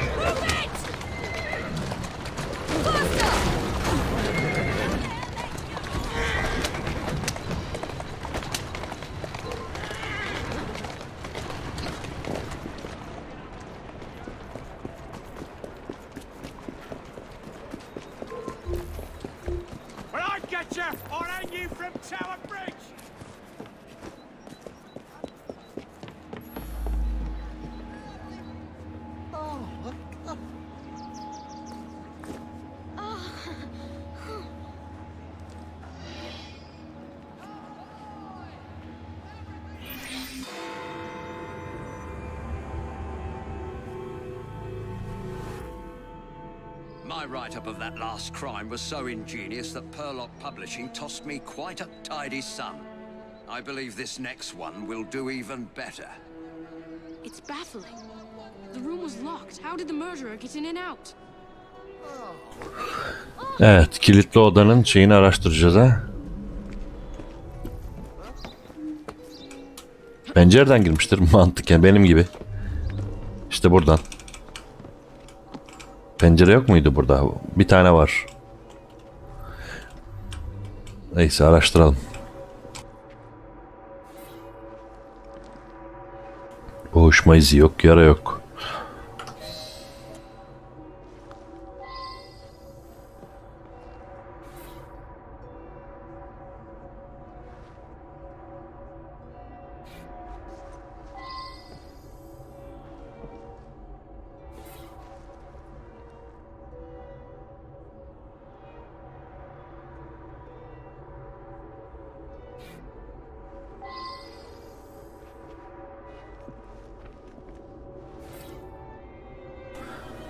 Yandaki apartmana bağlanan havalandırma. Ulan yoksa zehirlemişler mi havalandırmadan? Komşunun dairesine mi bağlanıyor?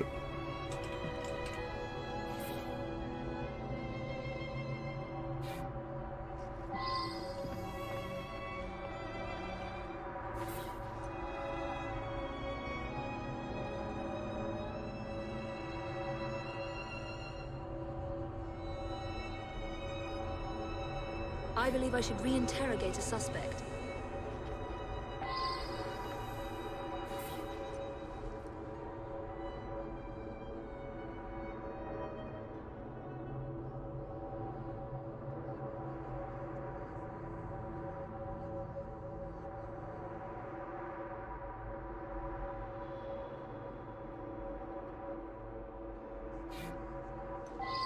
Eleştiri yazısı var. Konser eleştirisi. Konser eleştirmiş diye mi ölmüş yani? Burada pencere var ama kırıldığını sanmıyorum.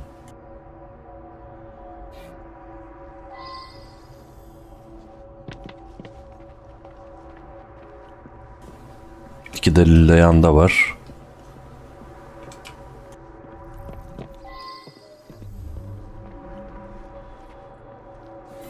O mumlardan burada da var.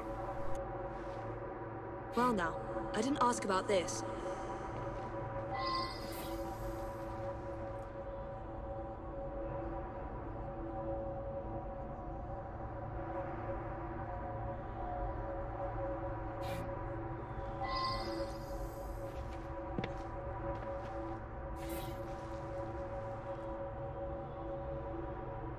I wonder if someone could tell me more about this. İşte buradan bağlantılı yer.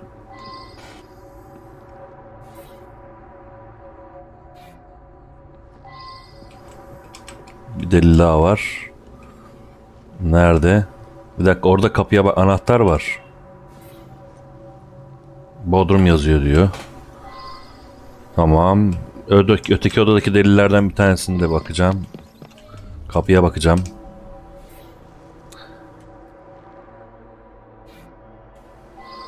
Bir tane daha eksik. Ha, şurada.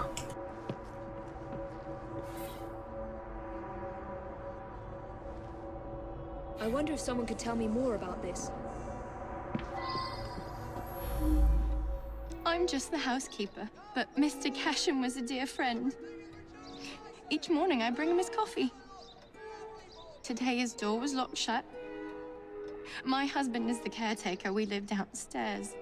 We have the keys to all the apartments, so after knocking, I became concerned and let myself in and found him like this.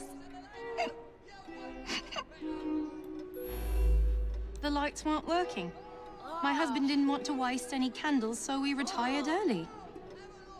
Mr. Cashin was a respected music critic, a very accomplished man.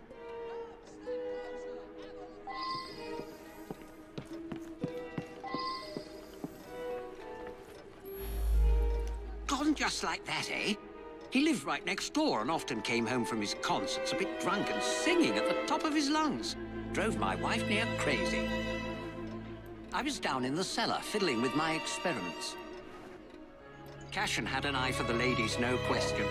I was a bit jealous of him, frankly. That belongs to Mr. Golden. He's an awfully nice chap. We let him use our apartment during the day when my wife and I are out tending our shop. He likes to rehearse here where the light's better. I'm an amateur chemist. Henman let me set up a few experiments in the cellar. Suçluyum mu lan? Ben bundan şüphelendim abi. Basıyorum. Down in the cellar, fiddling with my experiments. In any case, why on earth would I want to kill that old sod? Olmadı. Neyse, en azından denemiş olduk. Mr. Cashin is dead? I just saw him yesterday. He looked in the peak of health. If you ask me, he paid a bit too much attention to the caretaker's wife. Scandalous, really. They must have seen each other nearly every day. Last night I was knitting in that chair. Then I felt quite sickly and opened the window to clear my head. I certainly didn't hear anything. When the lights quit working yesterday, that sweet Mr. Golden handed out candles to everyone. He's such a nice man.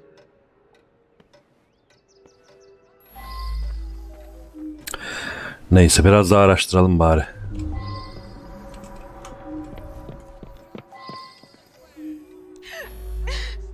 It's true.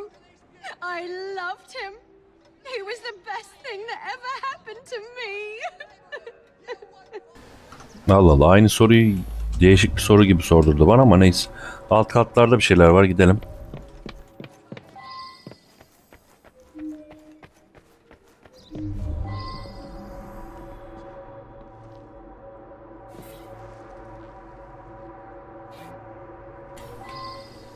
İs varmış, ilginç.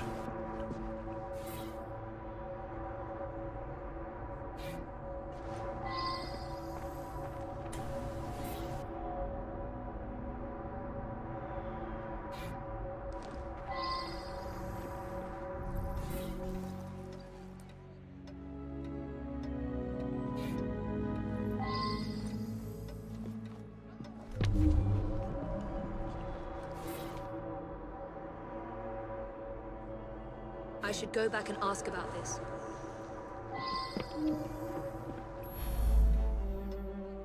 Bir dakika, o değil ya, şu.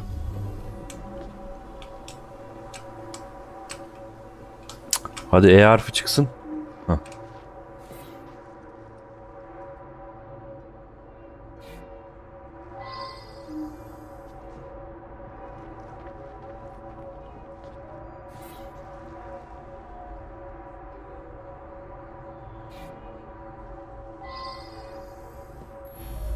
I work very late. So did he. I only met him once or twice in the 2 years I've been living here. I was out giving a benefit recital for unemployed musicians. Several dozen people can attest to my whereabouts. I use them to create an ambience when I hold private recitals.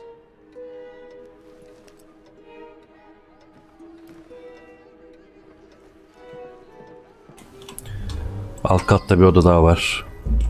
En sonunda da bodrum odası var. Bunların hepsine bakalım, ondan sonra bitirelim.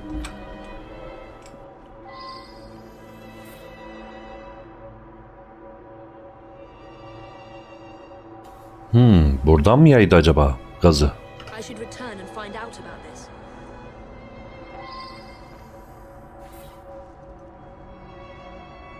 Well now, I didn't ask Bak, zehir burada.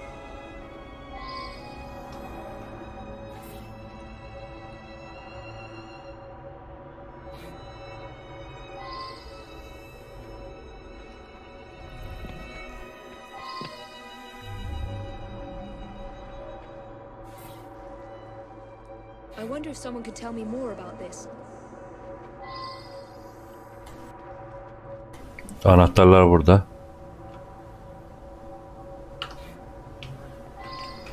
Bu adam bayağı şüpheli görünüyor.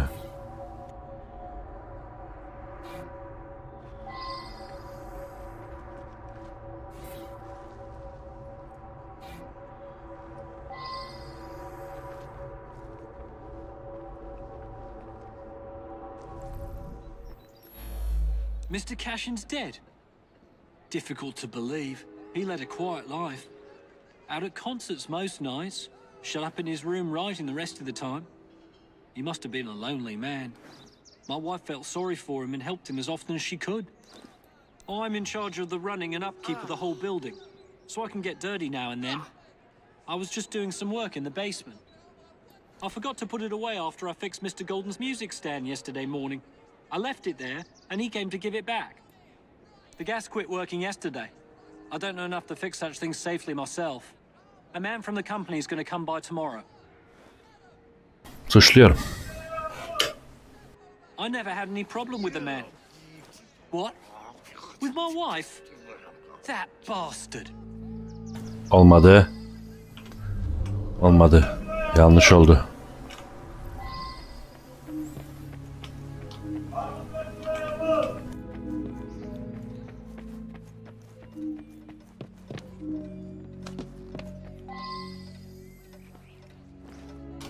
Konuşamıyoruz mu suçladığımız adamı? Yes, be careful with that. It can be dangerous. It reacts badly with heat. Bu adamı suçlamış mıydık biz, bilmiyorum da bir daha suçluyorum. Suçlamıştık değil mi? En azından denemiş olduk.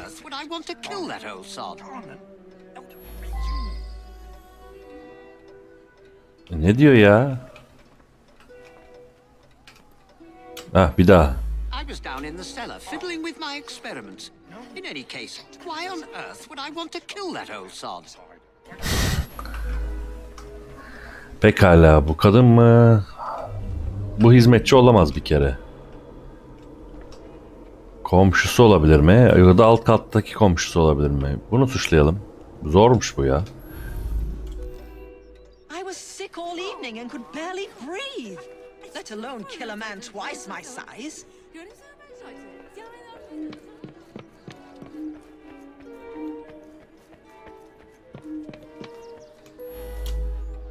He destroyed an entire orchestra. Evet, bu. All those musicians put out of work. A rancorous old man who had no talent or creativity of his own. I suspect there was more to that mystery than meets the eye. I'm going to look into it.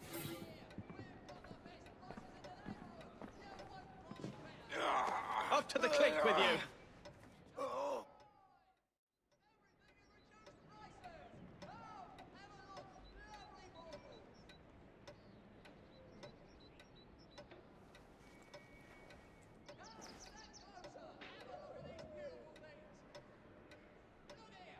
Ha bak, zehirli mum yapmış.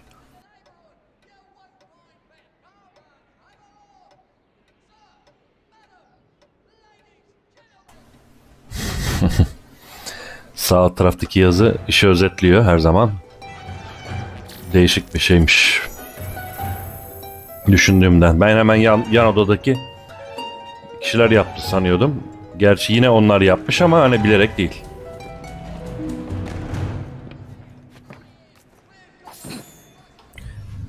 Evet. Kaç tane görev kaldı bakalım. Kaç tane yaptık? Kaç tane kaldı? 4 tane kalmış. Sıradaki nerede? Şurada. Orası gitmek için uzak bir yer benim için ama şuradan daha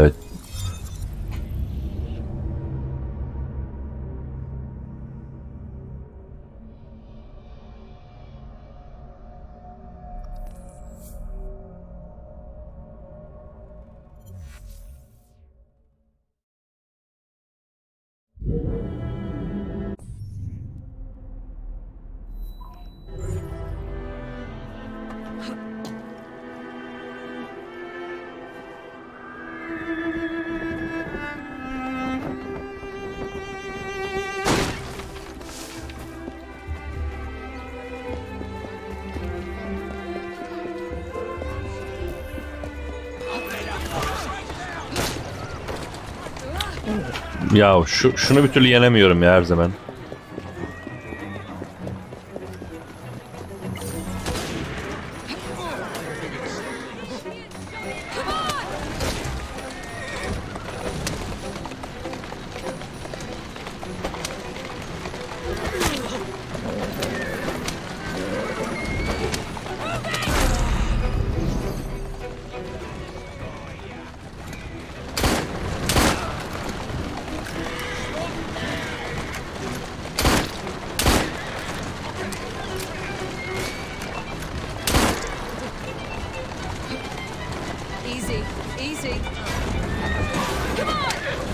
Of, çok başıma rahat bırakmıyorlar da ya.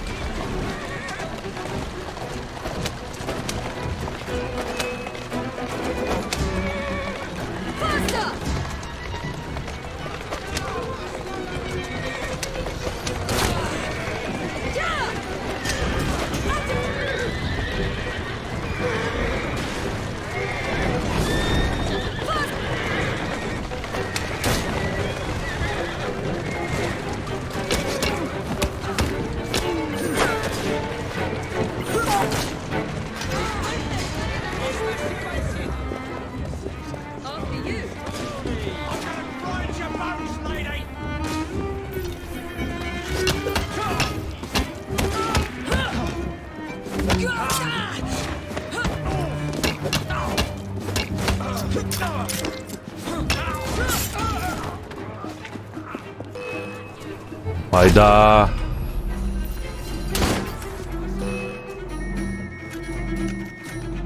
Get them!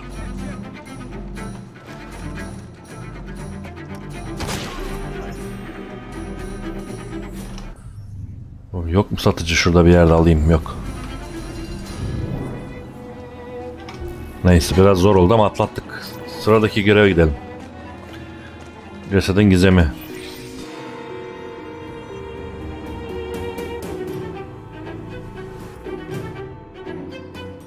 Hey! Someone help! Some trap found something down there. Looks like foul play. You can go.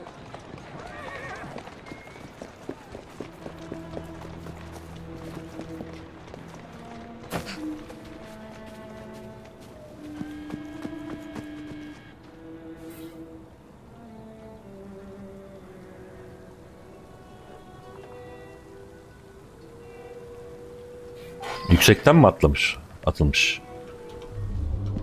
Delil var mı? Var. 2 tane var. Şu tarafa doğru izler var. Şurada da deliller var.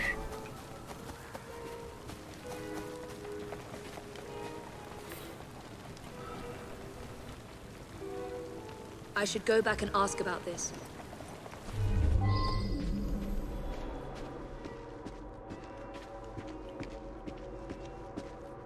Pekala, bir tane şeyimiz eksik. İpuculardan bir tane eksik. Şöyle bir daha bakayım.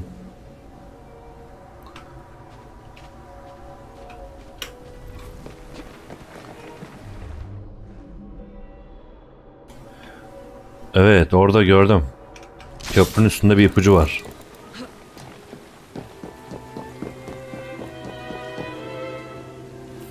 Cep saati gibi. Evet. I should go back and ask about this.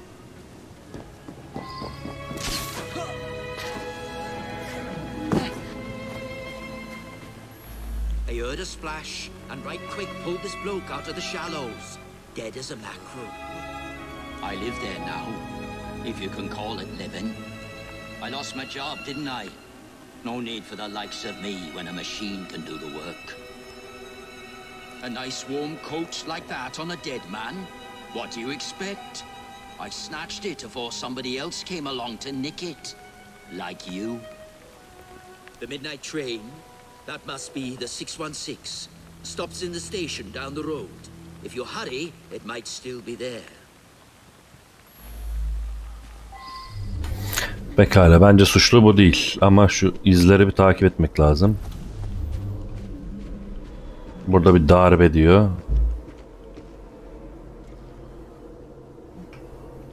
Tamam, tren garına gidiyoruz.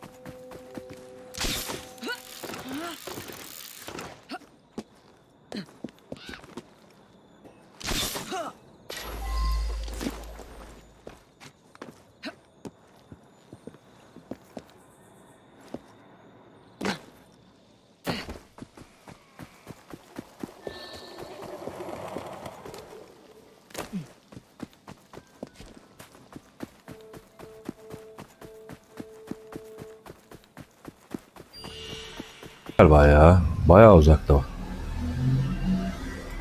Neyse, geldik sayılır. Merhaba vergi.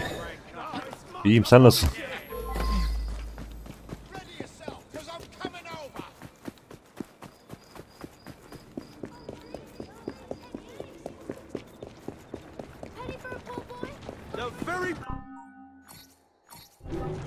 So very much.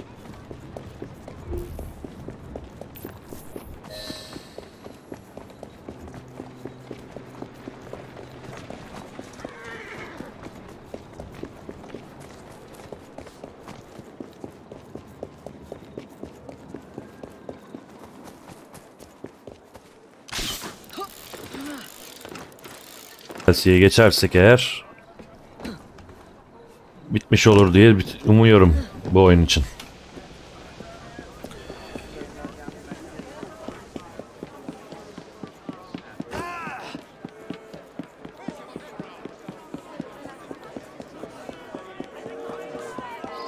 Geldim. Var mı ipucu? Yok. Direkt sorgula. Kalkıyor diyor. Oha. Kaç kişi çıktı öyle?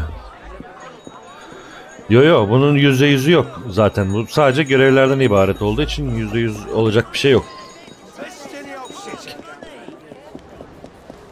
Sadece görevleri yapıp çıkacağız. Öteki de öyle. Ama karın deşen Jack'i %100 yaptık. O bitti. Delil var. Delilleri al.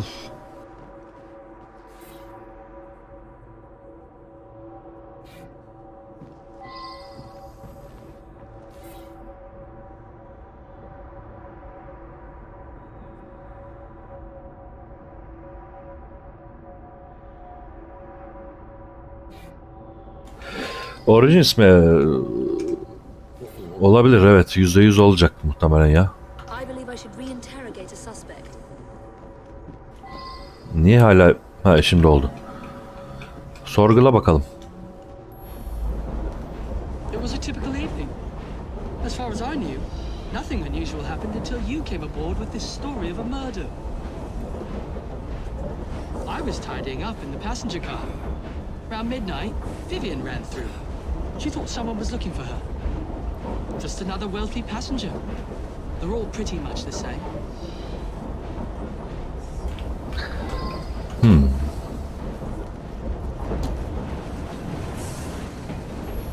Nothing unusual. A couple of passengers came in and had a sort of business meeting. One of them was buying a lot of drinks for the other, and then they started to argue. But Vivian went over and joshed them out of it. Peter, nice bloke. Came here after being sacked from a foundry a few months ago. I tell you, he looked white as a ghost after he served the businessman. Oh, well, it's a noisy train. Plenty of passengers have trouble getting to sleep, so I keep a sedative here behind the bar, yeah?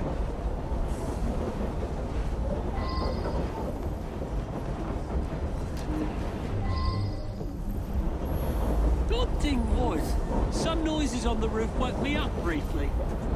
You say someone was thrown from up there? You have to be very strong. Demek tren üstünden atılmış ha? Vivian had another of her dupes in her compartment by then. After that, I remember people going past me from time to time, but I was half asleep. Killian was on this train. Cool. I used to work in his foundry. I never even seen him. None of us workers ever knew what he looked like. Peter worked with me at the foundry. He's a very strong bloke. I got my arm mangled in one of the damn machines they put in. Then Killian sacked the old crew. Peter, he helped me get hired as train staff.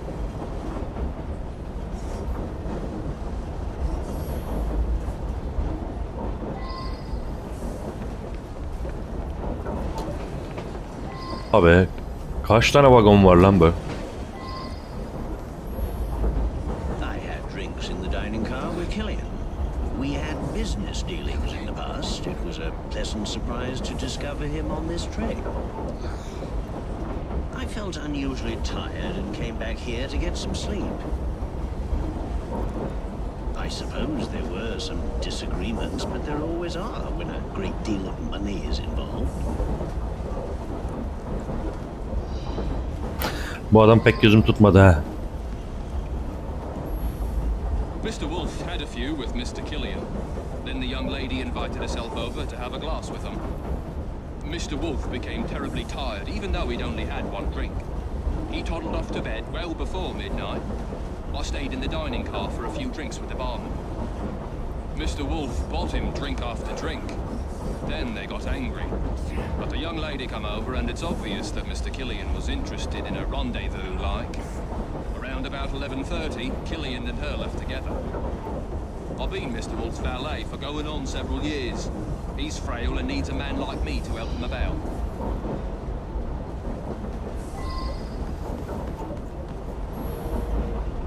Sam, he's a trusted valet. He's terrifically strong, which makes him useful in many situations.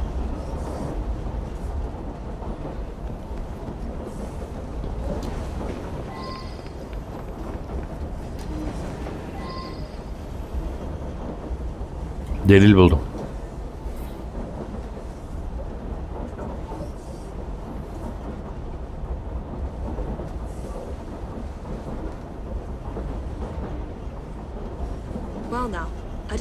about this.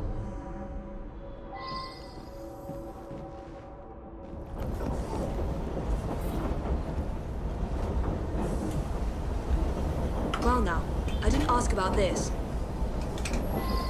Nothing unusual at all. I had a drink with some gents and then retired to my sleep. Someone slipped a note under my sleeper door a few minutes before midnight. It said I should come to the dining car. I went, but only Ryan and Wolf's man were there, and they were both drunk. The rich fella, I did talk with him. Very charming. But a single woman has to be careful, you know? Did something happen to him? Oh, all right. I flirt with rich blokes and the barman slips them a mickey. I take them back to my sleeper and they nod off before I have to do anything shameful. They wake up thinking they had a night of fun and hand me a few quid. That's what happened with Mr. Killian, but he was gone when I come back from looking for the man who left the note. Şimdi birini suçlamam lazım. Ama kimi?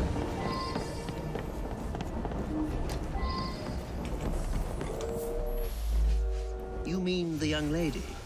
She and Killian hit it off famously. Embarrassing, really.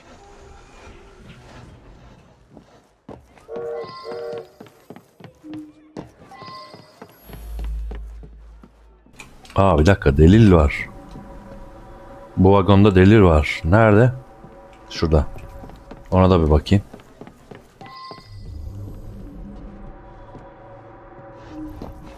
Silah var la burada.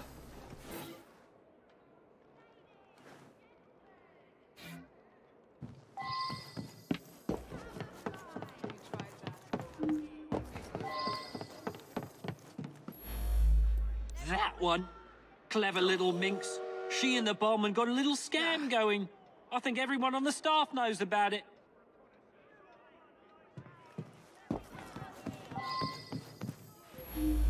She's a frequent passenger, that one. Hangs about with the wealthier sort. Likes to entertain them, if you take my meaning. Yeah, I helped Vivian fleece the dupes. I slipped a pill in the wine for the table. Both gents got sleepy, but Vivian picked the richest one.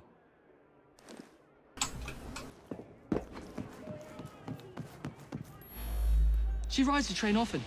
She's very friendly with the other passengers. Pekala, tamamdır, artık birini suçlamam lazım. Ama kimi? O neydi? Ha, şey. Afyon ruhu. I should return and find out about this.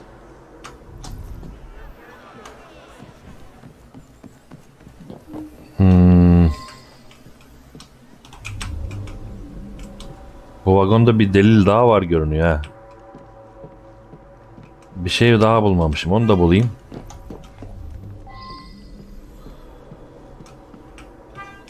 Burada değil. Şuraya girdiğimde çıkıyor bak. Bulunan deliller bir. Aslında bulduğum delil şu değil miydi? Ama aldım onu. Buradaki delilleri buldum. Buradakindekini bulamadım. Gördüm çatıda.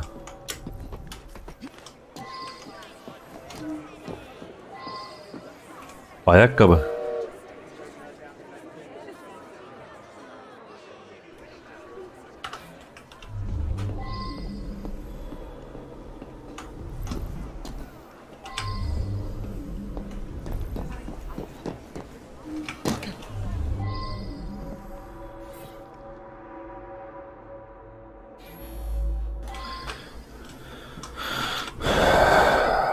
Şimdi tek tek ayakkabılarına bakayım. Kimin hangisinin yok diye. Ama gerçi ayakkabısız olan değildir ya. Ben bununla bir başlayayım ya. Vivian ha. En çok bundan konuşuluyorlardı. Bununla bir başlayalım.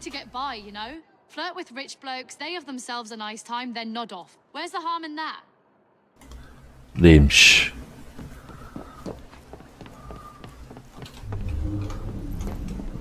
Bunu suçla o halde. I was in the dining car, carousing with the barman.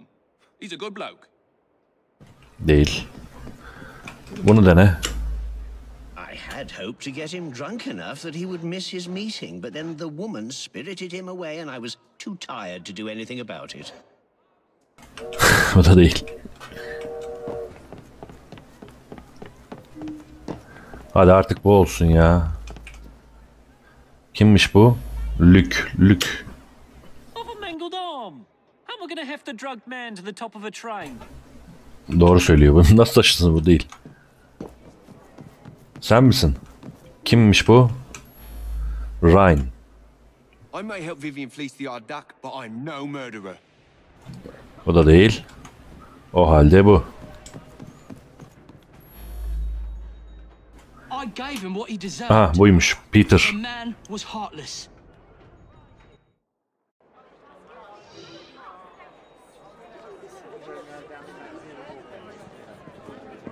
I believe something larger is afoot. A lot of murderous anger concerning industrialists. Might be something to look into. Up to the clink with you. Okuyalım.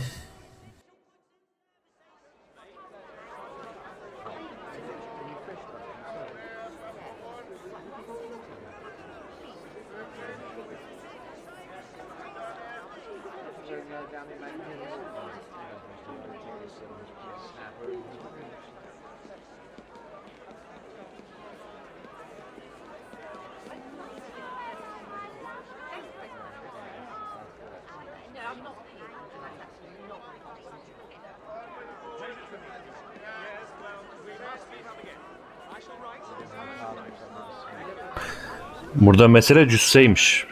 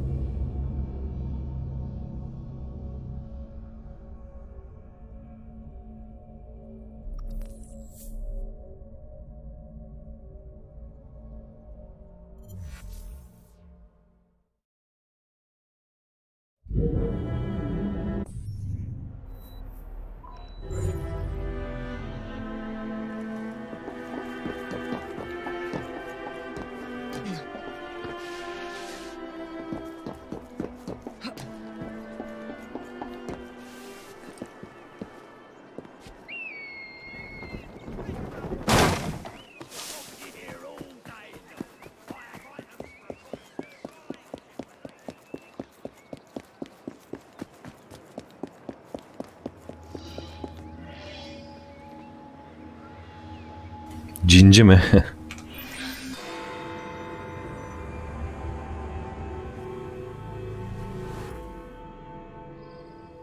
My dear friend, the Ghost Club has an extraordinary case for you. Spiritualist Thaddeus the Amazing has predicted his own death at his next seance. Kendi ölümü hakkında kehanette bulunmuş medyum.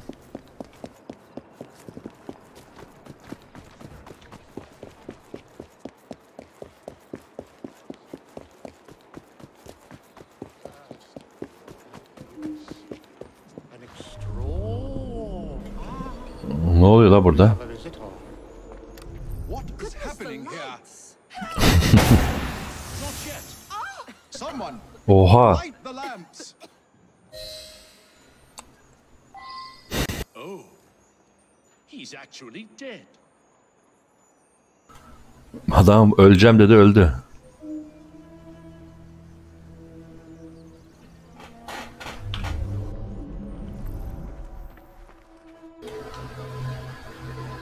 O ne lan, boynuna bıçak saplanmış.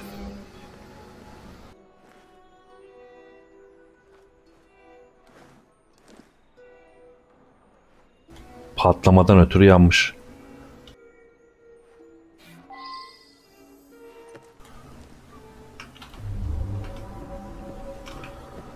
Pekala, 6 tane delil var. Yukarıdalar mı? Bir tanesi yukarıda. Bu katta var mı? Var, şu.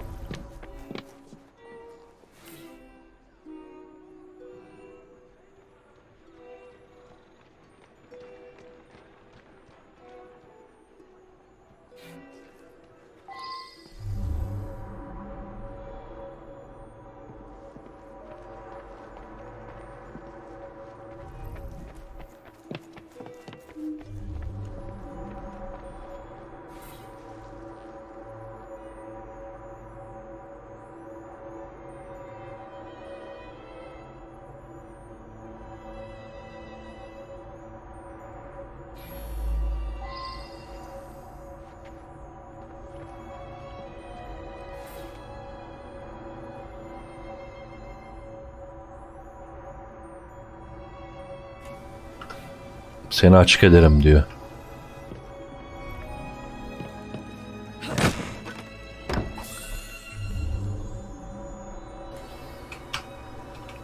Şurada var.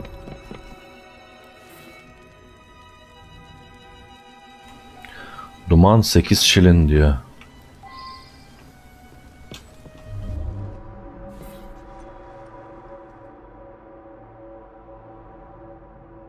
I wonder if someone could tell me more about this.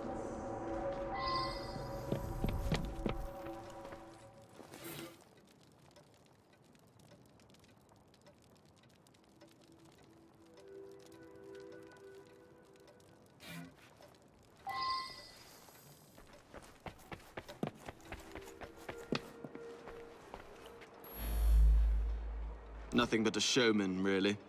Each week he gave a seance with all his clients present together. So many people makes everything much more dramatic. I attend Lady Ursula at these sessions. She's ailing and needs someone to help her along. I have no particular belief in an afterworld, but if it comforts my lady, I see no harm.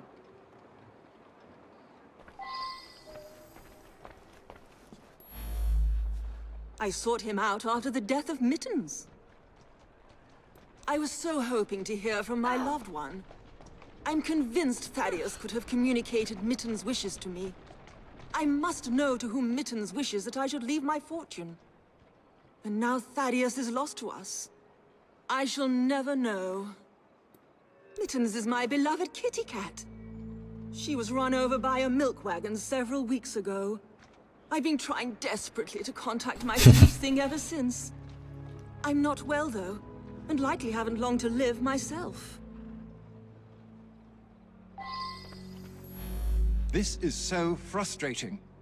I had a simple question, but have had to come back for seance after seance, week after week. Each time Thaddeus divined a partial number from the other side, but never the entire correct number. Today he promised that I would get everything. Thaddeus felt that if I signed some papers, it would demonstrate to my dead father that I had absolute trust in Thaddeus.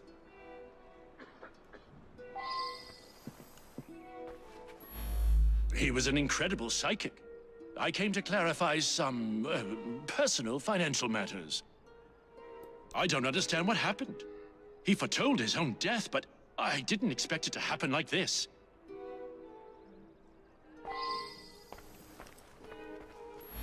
I have no doubt that his powers were genuine. He was able to tell me of my daily comings and goings, and all manner of details that he couldn't possibly have known. He certainly was going to be able to put me in contact with my sister. I'm so sorry to lose Thaddeus. The oddest part is that he claimed all would be revealed to each of us before his death. I've been coming here to decide whether I should accept a marriage proposal. Thaddeus had been attempting to contact my departed sister so that she could give me advice. Thaddeus was a kind man who sincerely wanted me to make the best choice. Now what am I to do? Medium'un yaptığı işlere bak. Hepsini sorguladık. Delillerin hepsini bulduk. Peki. Başka mekanlar çıktı. Şimdi onlara gidiyorum. Lady Ursula'nın evi. Robertson ve Asquith'ın evi var. Ursula'ya gidelim.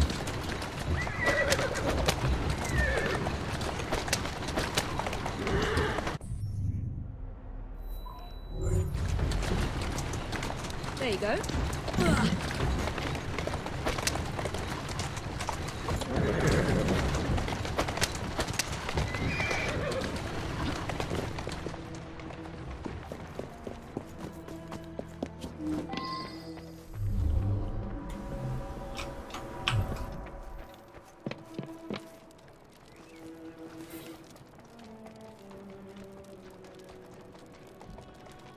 7 ay öncesine aittir diyor.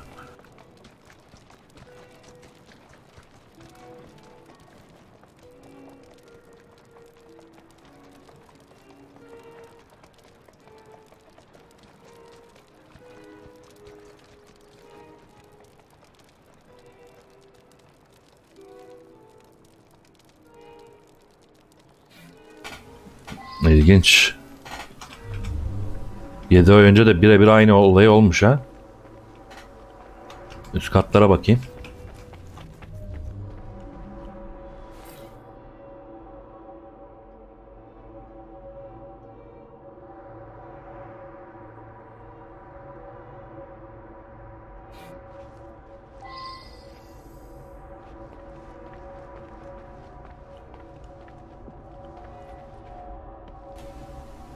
Bir tane delil eksik. Nerede?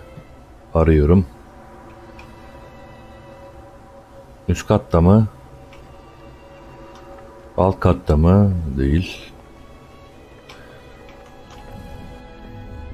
Evet, buradaymış.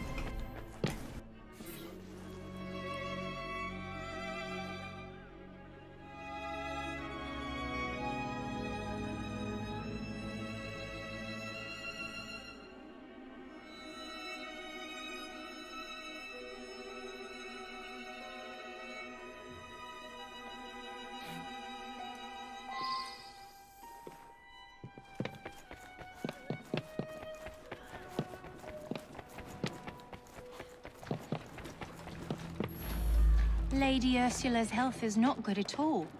And now she's lost her cat, it's almost like she has nothing left to live for. He's been Lady Ursula's butler for years. We have plans to marry. But first, Douglas needs to put together a little nest egg. He says he'll have some money soon. Lady Ursula was planning to leave her fortune to her cat Mittens. Since the cat passed on, she's been going to that spiritualist in hopes that Mittens will tell her what to do with the money.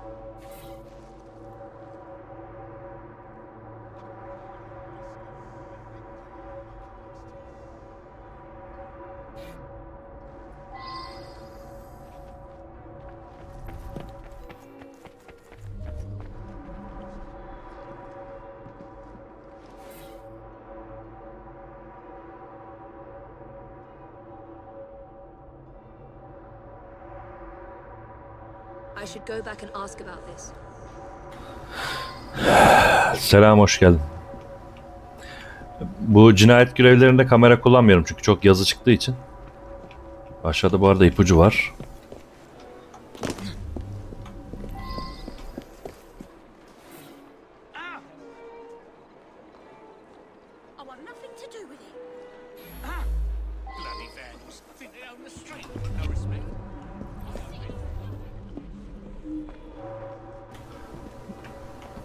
Evet Sherlock Holmes ama yani oyun Sherlock Holmes değil ki. Oyun Assassin's Creed abi. Ben niye dedektiflik oynuyorum onu da anlamış değilim. Ama işte hani ben %100 bitireceğim dedim ya bu oyunu.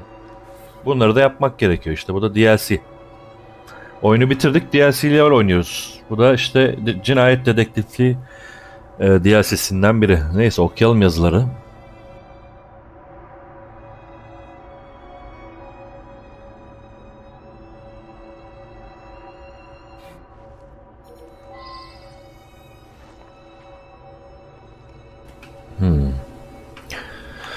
Peki adamlarla konuşalım. Birisi burada, bir dakika. Never trust a man who tells you what you want to hear. He's after something. Taking advantage of my daughter's love for her departed sister.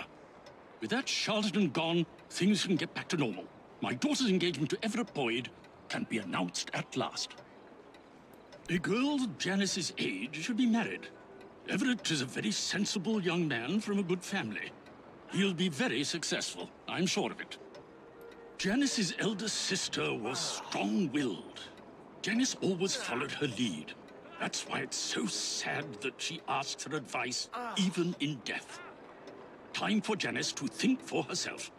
I know what's best for her.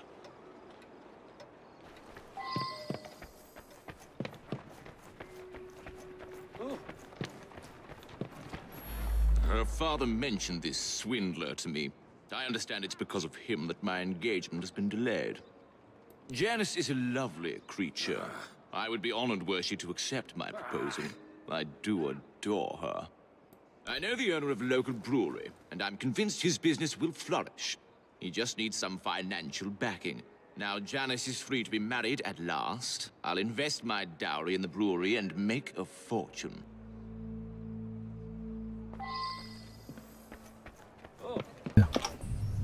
Başka neresi var? Şurası var, bir de şurası var. Lady Ursula'nın evine gittik biz. Roberts'a gitmedik. Roberts'a gideyim.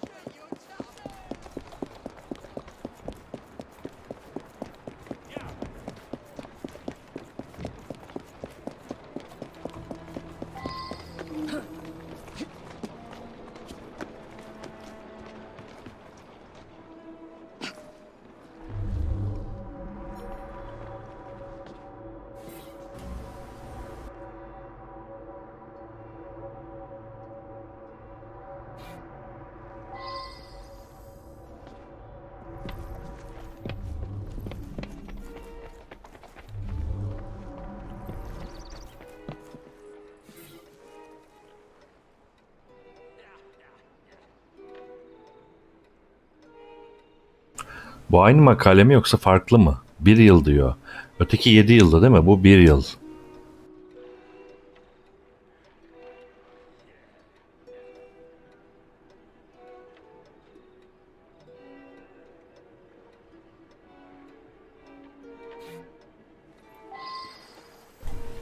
Bir tane daha var delil. Onu da bulmak lazım. Nerede? Üst katlarda görünmüyor. Sokağın dışında olabilir mi? Hayır. Şöyle yukarıdan aşağı bakayım. Gördüm. Şurada.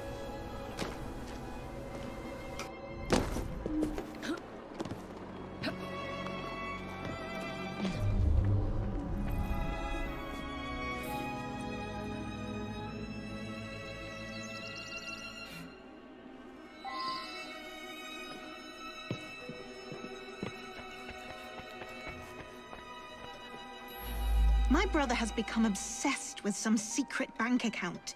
He inherited almost all of my father's fortune, as well he should as the male heir. But some was locked in a secret account. I think it unlikely that it should be a significant amount. I went along to the seances a couple of times. I thought it was a waste of my brother's time.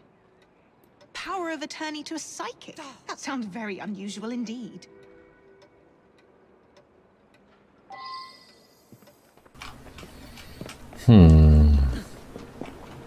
Suçlu kim olabilir? Araştırmana devam et diyor. Bunlardan medyumun evine dönüp oradaki şeyi sorgulayacağım, Roberts'ı. Muhtemelen suçlu da olabilir diye düşünüyorum.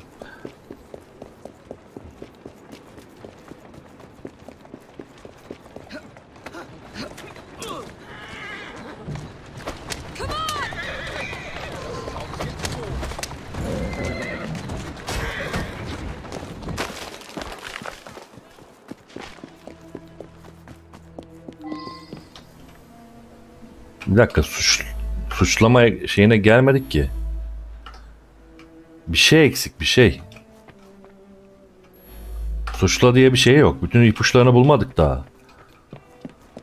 İyi de hepsine gittim. Usarala'ya gittim. Askuyu'da gittim. Roberts'a gittim. Yani şöyle haritayı filtreleyeyim. Görüldüğü üzere bir şey yok. Bir tek burası yanıyor.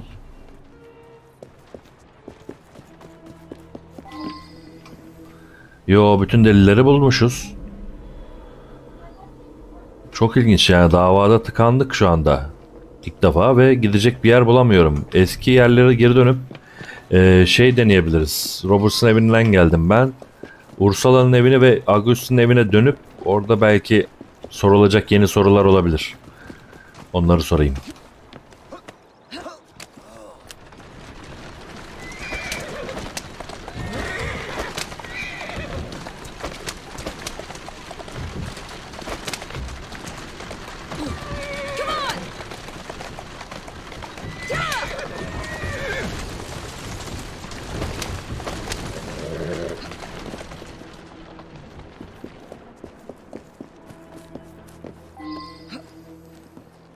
Hayır, yok abi.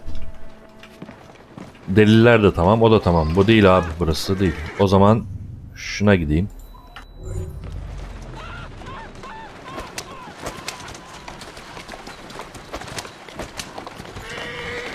Yo, burada da bir şey yok. Allah Allah. Ne yapacağım acaba? Bak burada da bir şey yok. Yani yeni bir şey yok, yeni soru yok. Yeni ipucu yok. Tütün kokusu diyor. Aa bir dakika. Burada. Tütün burada evet. Biri ölmüştü. Bak tamam, yeni mahal bulacağım. Tamam.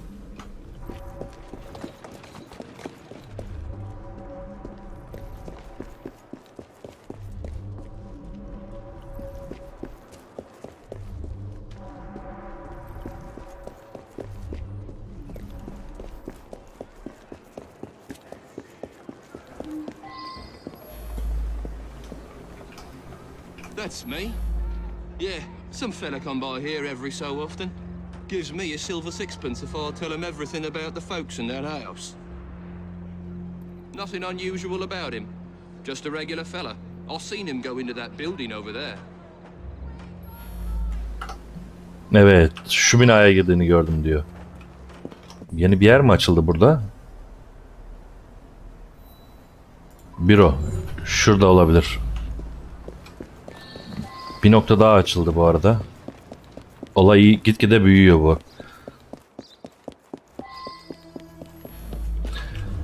Tamam, 4 delil var. Buradaki delilleri toplayınca olay bitecek.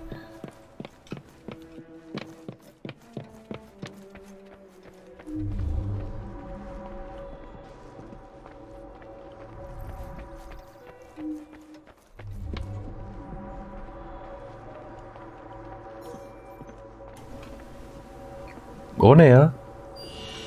Ha şeymiş. Ben de diyorum o niye sarı? 4 delil var burada mı? Birisi evet burada.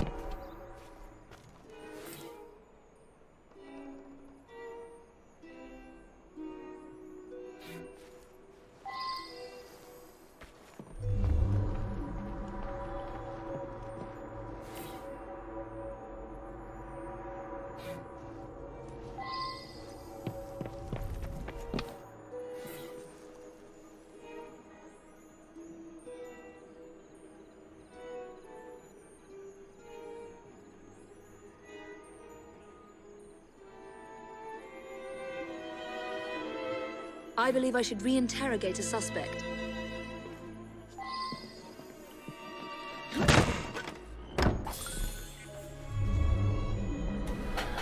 Bir kişiyi yeniden soracağız.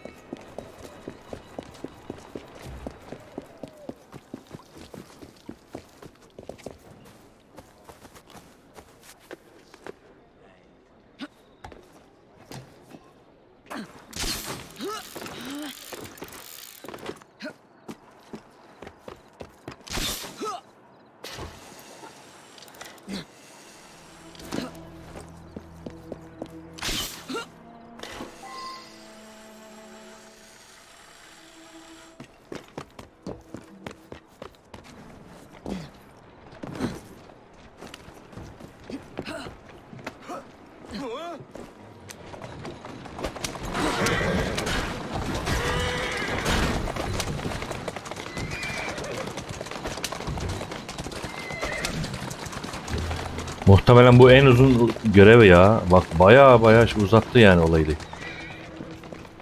Ne uğraşmışlar. Hepsine tekrar soru soracağım. Taslak hakkında. Thaddeus to tell my lady that a cat wanted them to inherit. Well, that would be quite a clever scheme indeed.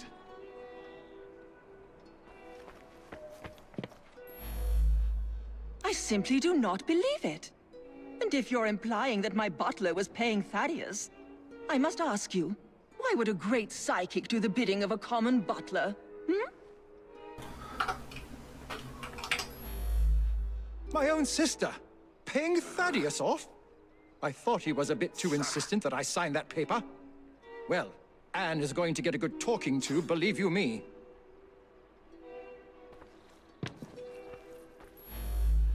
Good Lord, you found the office? I admit it, then. Thaddeus and I traveled the world, bamboozling the gullible and then exposing the swindle. But his death was meant to be a fake. I have no reason to want Thaddeus dead. Quite the contrary. Ben bundan şüphelendim ha. You believe that Everett paid Thaddeus to manipulate me? It cannot be true. Thaddeus knew all of my comings and goings. He genuinely could communicate with the world beyond. Suçluyorum. Why would I kill him? He and I had a good plot going. We fooled people, but the people who paid most dearly were the thieves. Suçla abi, sırayla suçla buradakileri. I honestly had no idea that Thaddeus was cheating me. He must have been a very shrewd character to fool a sharp fellow like me.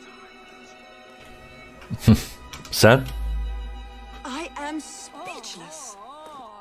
Thaddeus was a great man and I mourn his loss. Yani zaten saçma olurdu bu I kadın. hope he's with my fluffy mittens now. Sen misin? He was going to reveal my plot. He paid the price for betraying a fellow crook. Evet, buldum.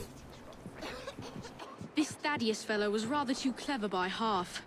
But you pieced it all together very cleverly. Mr. Raymond was particularly interested in this one. He admired the duplicity of Thaddeus.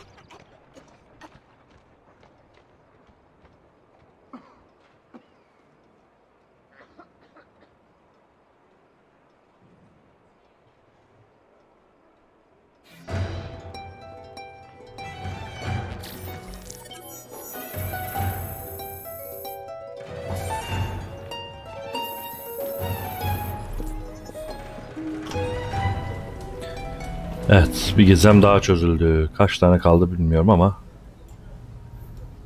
sıradakine gideyim. Nerede sıradaki ya? Yok mu? Bitti mi? Yok, hayır bitmedi tabii ki. Burada. Oraya trenden gidebilirim.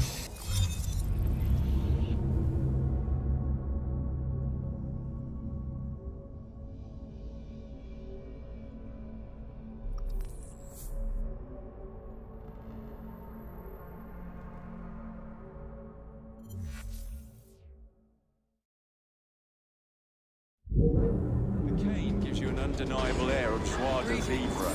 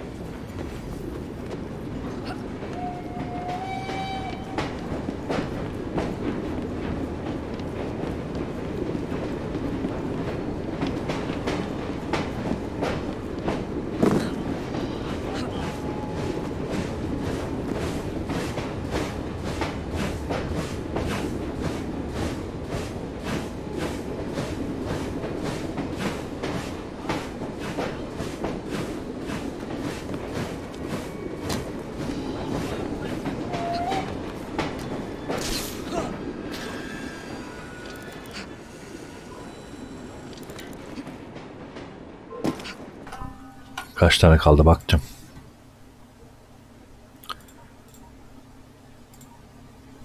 İki tane kaldı. Güzel. Bu var, bir de sonra bir tane daha kalacak.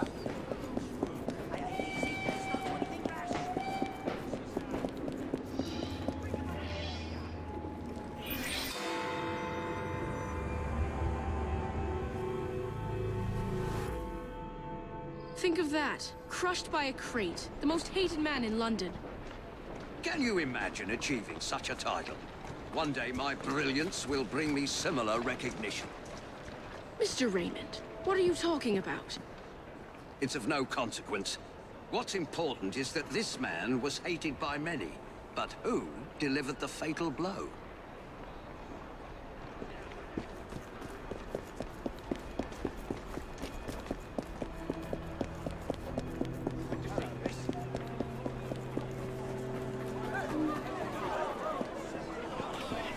O ne lan?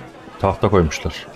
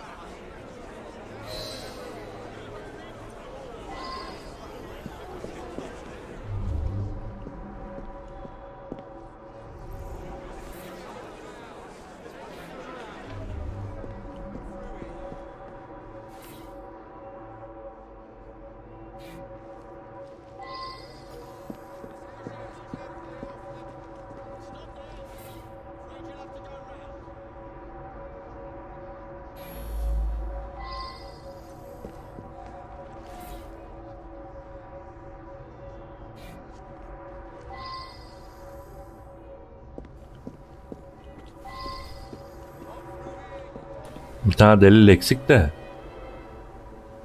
Delil ceset değil de kasa, ama ben kasaya baktığım zaman şimdi oldu.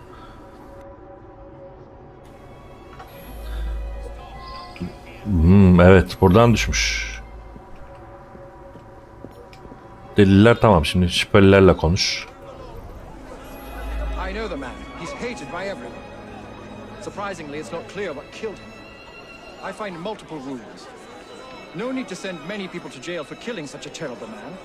What say you only arrest the single person who actually caused his death?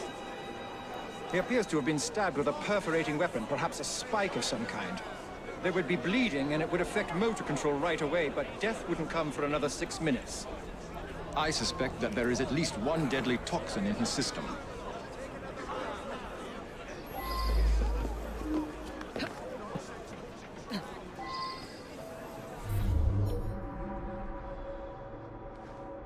I should go back and ask about this. Uzman gerekli diyor. He owned this site and paid us. We all hated him because he looked for any excuse to cheat us out of our wages. I didn't hate him any more or less than my mates. That's around the time I'm given a few minutes to eat something. About then I would have been buying myself an apple at the stand down the street.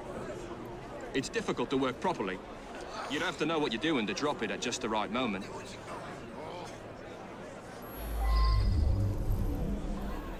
The man's a right bastard. I hope he's smouldering in hell. I'm not a crane operator. I wouldn't know how to work that. İlginç. Ben yine de bundan şüphelendim ha. Eddie? Yeah. I taught him how to work the crane a few days ago. Tamam işte, o zaman odur ya. Basıyorum ha, vallahi bak. Bence bu ya. It was me for certain. I watched the crate fall and crush him. Bak işte, bu kadar basit. He was still moving when he hit. Aa, yok değilmiş. Bir an sevindim. Ezilişini seyrettim mi dedi. Ben mi yanlış gördüm? Neyse. Ayak izlerine devam edeyim. Elma tezgahı. 1.13 ha, zaman şeylerini yazıyor buraya. Bu demek ki bu bayağı zor diğerlerine göre.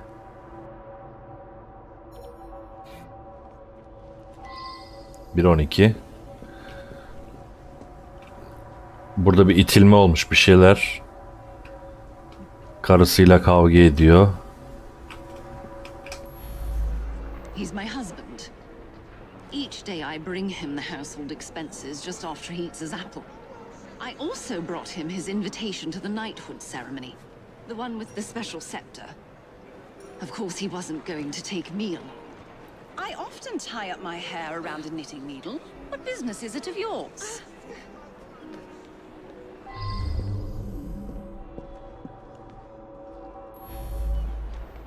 He stopped by here every day at the exact same time. He'd buy an apple and tried to cheat me out of tuppence. But then most folks do that. Yeah, that sounds right. Came by for an apple. He was here when we heard the crate hit the ground.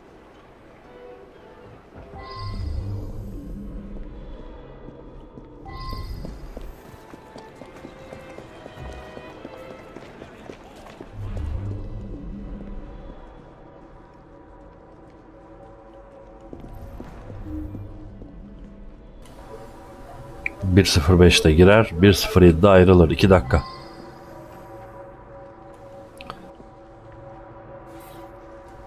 Bence bu adam rakibi bu olabilir.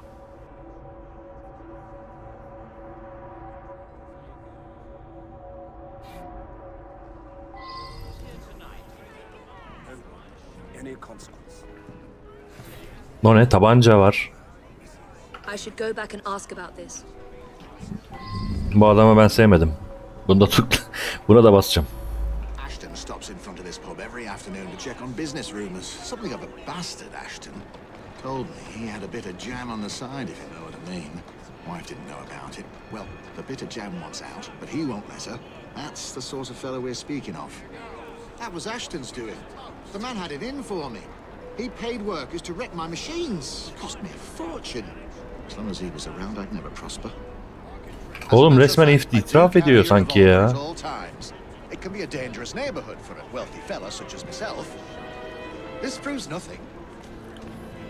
Suçluyorum. I didn't shoot him where it counts, but he bled out before anything else killed him. I should win something. Değilmiş. Bu sandım ama değil.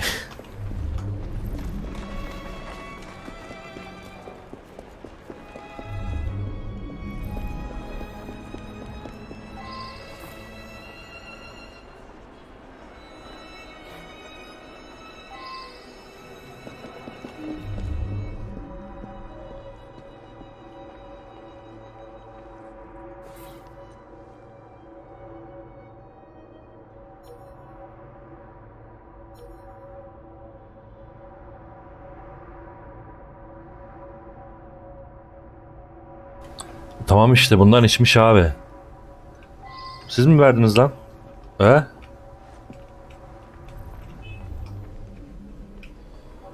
Oradaki nedir?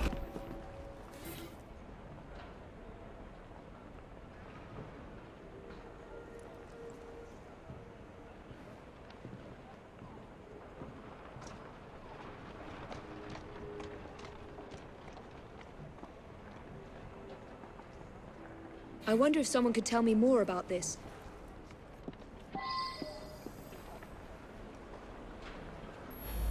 He's been coming to me for years. He arrives precisely at 1 o'clock and leaves 2 minutes later. He takes a bluish medication every day and prefers that I administer it. Mary is a trusted assistant. As far as I know, she's completely above board. Today, she swept the shop and prepared some medications. She also fetched herself an apple from the apple stand. This really is none of your business. He came to me for his blue medication. I gave him blue medication. Sana sinir oldum ya. I don't believe the timing of the poison indicates that I'm the one killed the man. Değilmiş. Yine olmadı. Cins konuşunca suçlayayım dedim. I see him here every day. He can be unpleasant, but I don't really know him.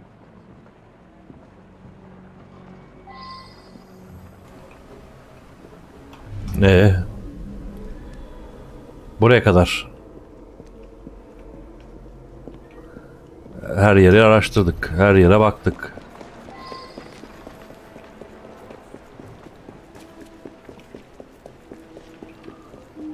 Ha bir dakika. Şurada bir soru çıkmış.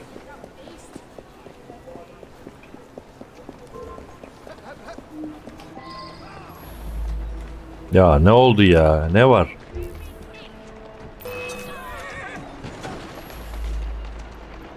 works at the pharmacy? Yeah, she slipped me an extra threepence. She had a special apple just for Mr. Ashton. I gave him that one when he come by. Mr. Ashton did look strange like, eyes all yellowish, and then he turned pale after he bit into the apple. Almost green, really. Tamam o zaman. Eczanedeki kıza suç atıyor. O zaman o mu?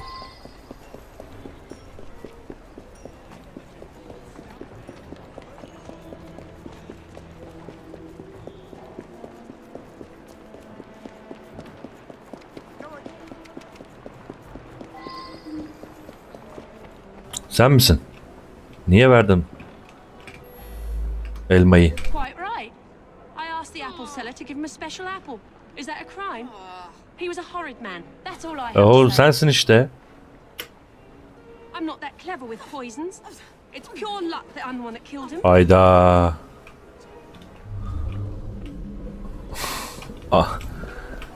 Ulan ne zormuş ya bu işi çözmek. Araştırmaya devam et diyor.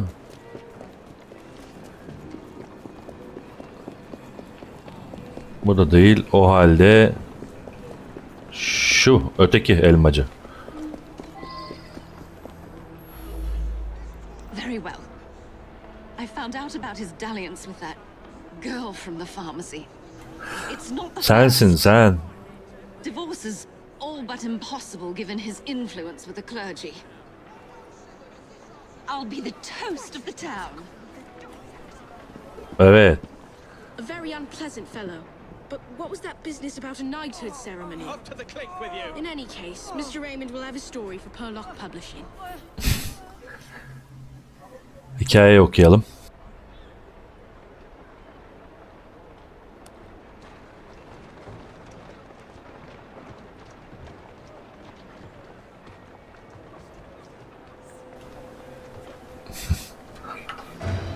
Herkes yardım mı etmiş? Öyle bir şeyler yazıyordu. Tam anlamadım ama herhalde öyle. Ve evet, son görev. DLC'nin son görevi açılmış mı? Açılmış burada. Hadi gidelim.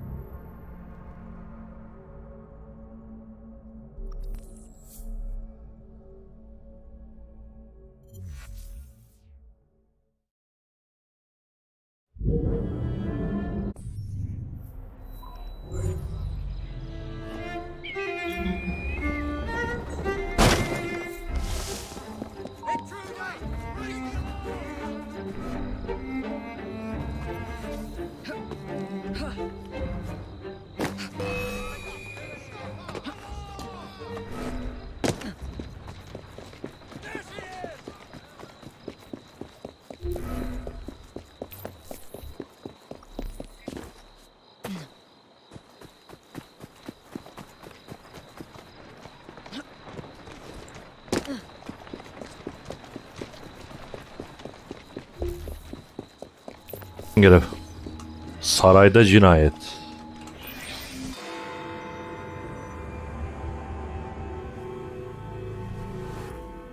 There has been a murder at the palace. I need you to be careful with this one. Anti-royalist pamphlets have been cropping up and tensions are high. The Queen is very nervous about security. This way.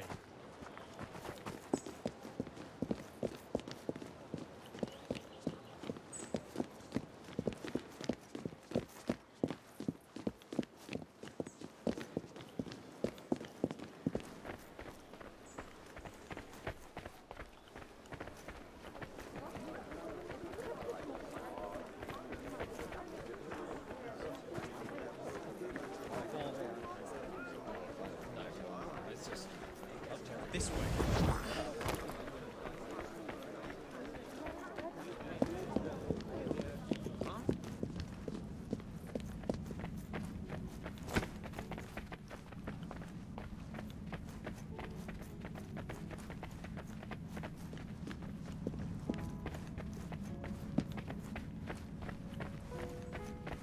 Here we are. Good. Burada mı olmuş cinayet? Saray muhafızını araştır. Bir dakika. Önce bir cesede bakayım.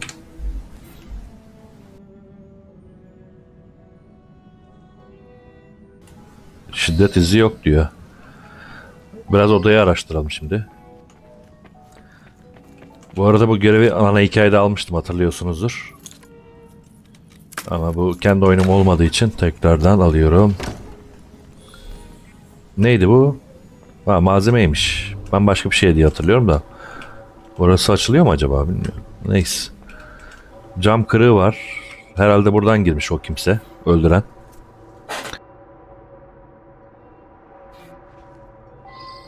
Haneye tecavüz, evet. Vazoyu kırmış. Boğuşma.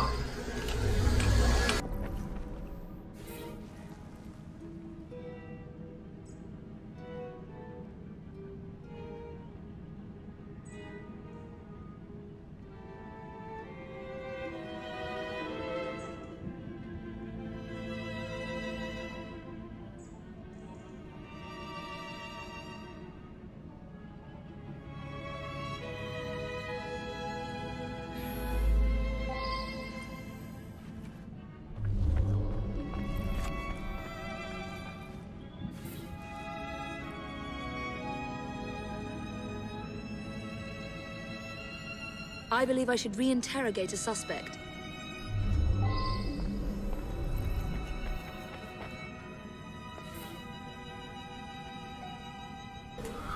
I should go back and ask about this.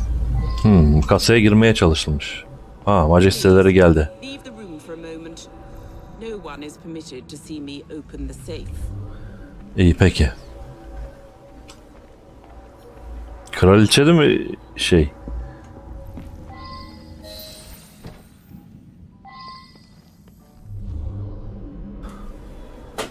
Kraliçeyi bekle, peki. O beklerken ben...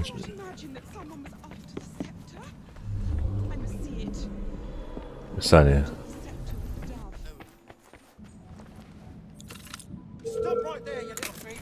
Bir dakika ya. Ne var, alamaz mıyım onu? Aa, tif diyor bana. Yok bir şey yok. Hadi hadi. Giremezsin diyor. Yasakmış orası.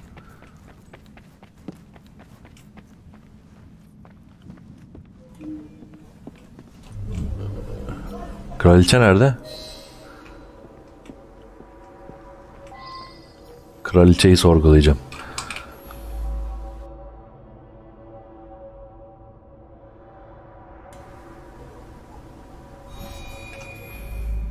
The poor man. I arrived to find him here, dead as you see him. He gave his life to defend my person. Only I know the combination. The vault contains the very precious scepter with the dove, which I've chosen to be used in tonight's knighthood ceremony. This evening, I will knight several industrialists that have worked to end the practice of child labor. All of London's luminaries are invited.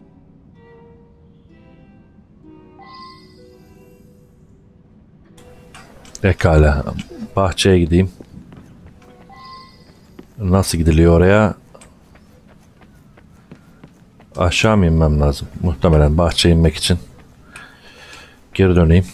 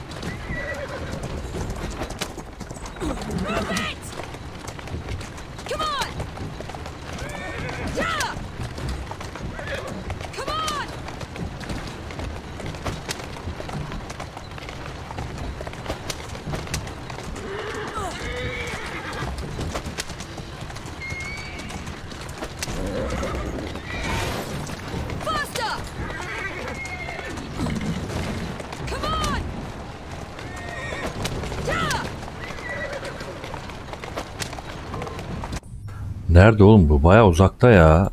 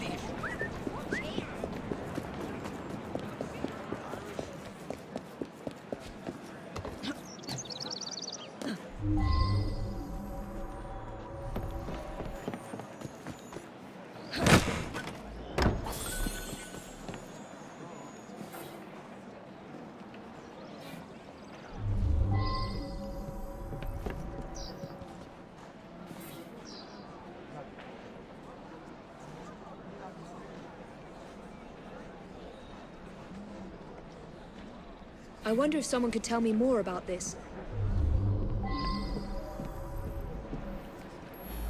Artie's been all in a state. Think there's some sort of master criminal on the loose. Then this morning, he's gone.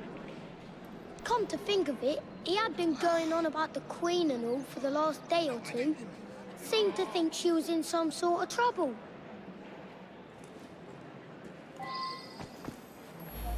He said he was onto something. Said everything added in clues. You know, when he thought something was important, he'd write it up in invisible ink. Lemon juice like. He'd use smoke to read it. If you have a way to make smoke, you can see what it says. I did see Artie's friend, Mr. Raymond. He'd just come from Purlock Publishing with his new Penny Dreadful. Seemed very excited about it. I never liked him much. Duman mı çıkarayım? Boş sayfayı öyle okuyabiliyormuşum. Al duman.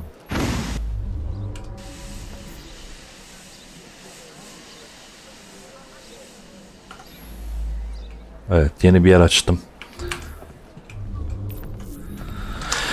Neresi orası? Beni bu çok gezdirecek galiba. Burası olayın başladığı yer. Burası geldiğimiz yer. Ha, burası. İyi bari, yakın.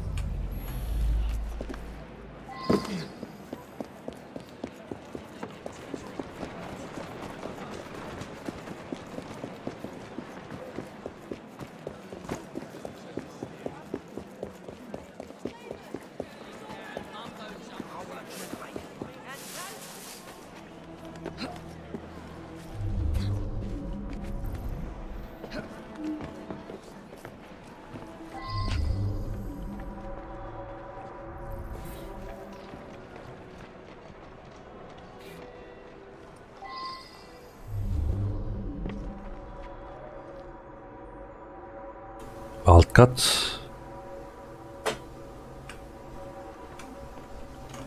Üst katta hepsi.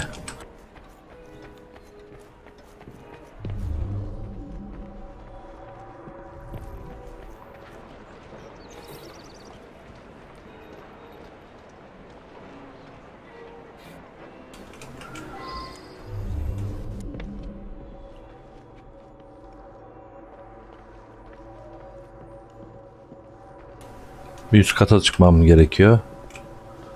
Ama nereden?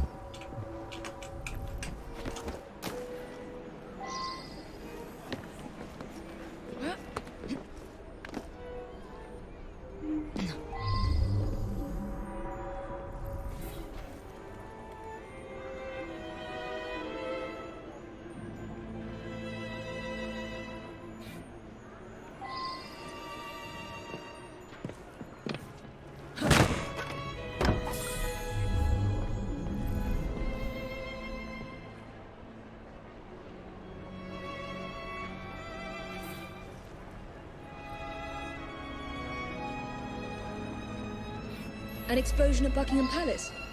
I must warn them. Oha, uyarmalıyım diyor. Patlatacaklar mıymış? Sarayın muhafızıyla buluş.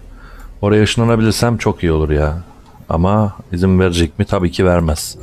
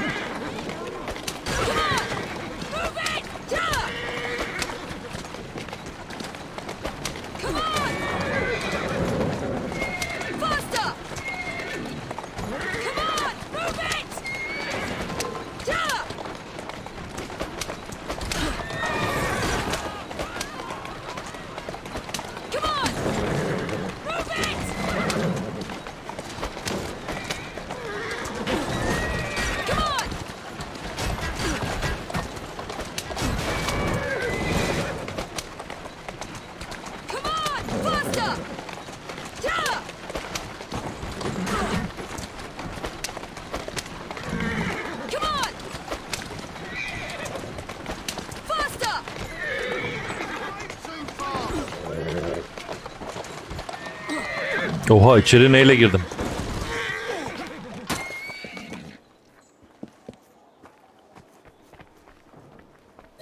There's at least 100 people here for the knighthood ceremony. The queen will use the scepter with the dove for the knighting. Oo, çok patlamak üzere galiba. Davetlileri dışarı çıkar diyor. Nasıl yapacağım ki ben bunu?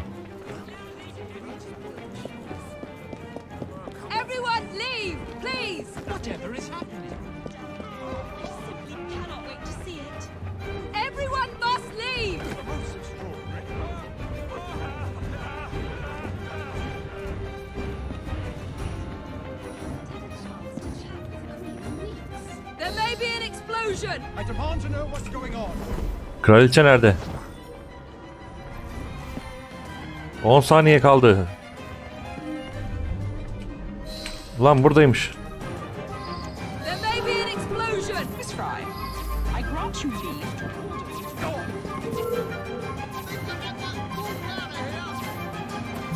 I've saved them. Nothing is happening. Ne oldu? Explosion. What is this? I've been tricked. Raymond, why has he done this?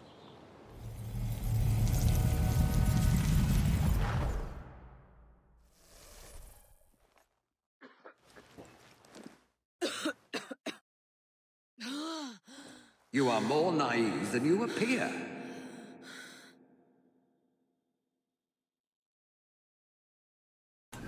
Oğlum bunun sanki her davada vardı bu isim lan. Bir şeyler oluyor ama.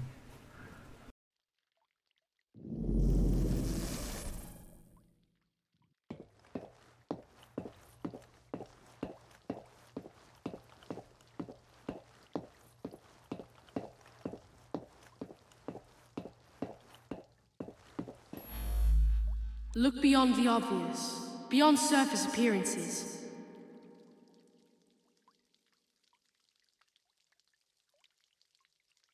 Look beyond the obvious. Look beyond the obvious.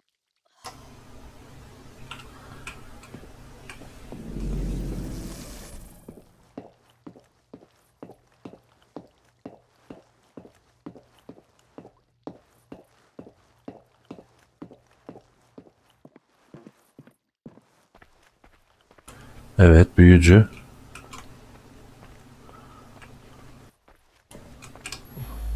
Nothing but a showman.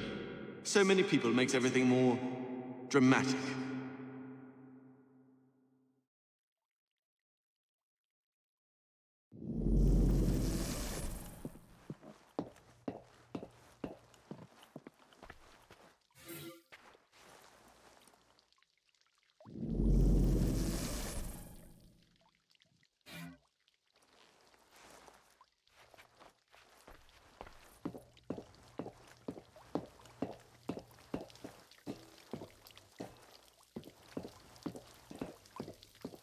Evet, hep bunlardan vardı, doğru.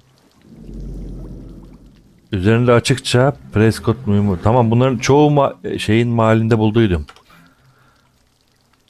Burası şey değil mi, bu saatin olduğu yer? Evet evet, orası. Hangisi doğruyu söylüyor? Yaşamları kurtar, örnek vatandaş.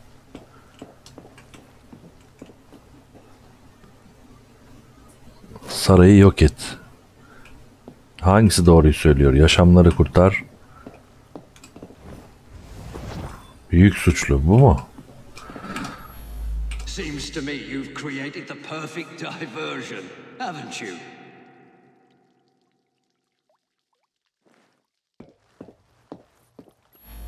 I found the same clues you found. I knew there was to be an explosion, and I led you here to save everyone. I'm as mystified as you are that nothing happened.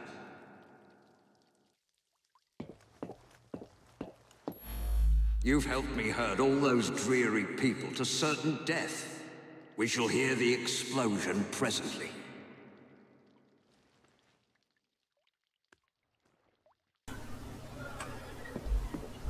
Şimdi ne olacak? Hepsini yaptık mı? Çocuğun yanına döneyim bir daha.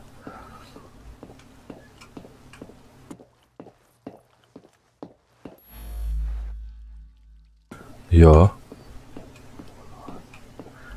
Hangisi doğruyu söylüyor? Bunu bilmem lazım. Bunu nasıl bilebilirim? Hangisinin doğruyu söylediğini ya da bildikten sonra.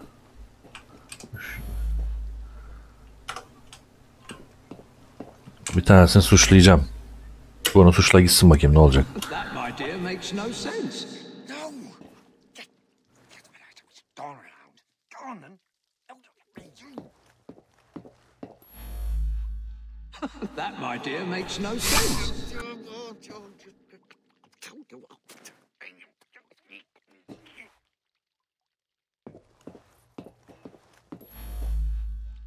Quite right. Buymuş.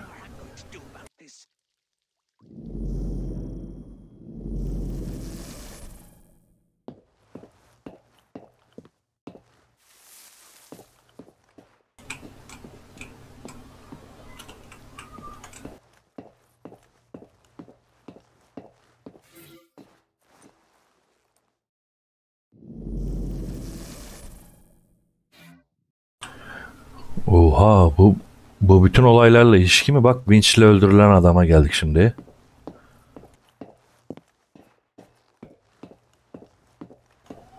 Elma satan kadın. I brought him his invitation to the knighthood ceremony, the one with the special scepter.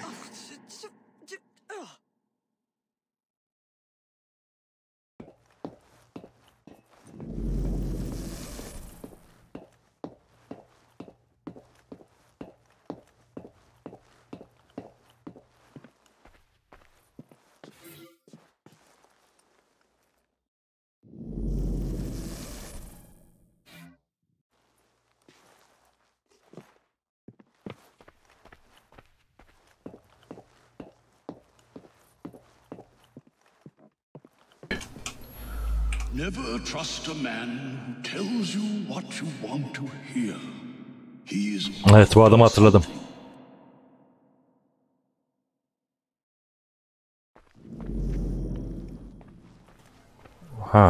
Bunlardan hangisi doğruyu söylüyor? Her seferinde bunları bulmam lazım.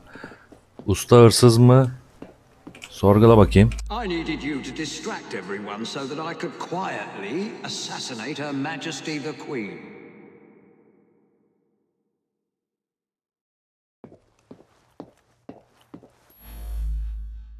While you were chasing all those people around, I absconded with the Queen. A hefty ransom is now due.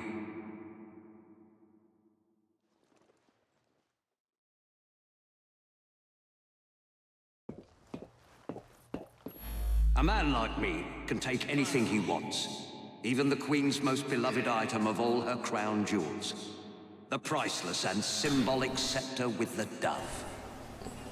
Suçla gitsin bunu, bakalım ne olacak. The scepter with the dove taken with your help. What could better display my genius?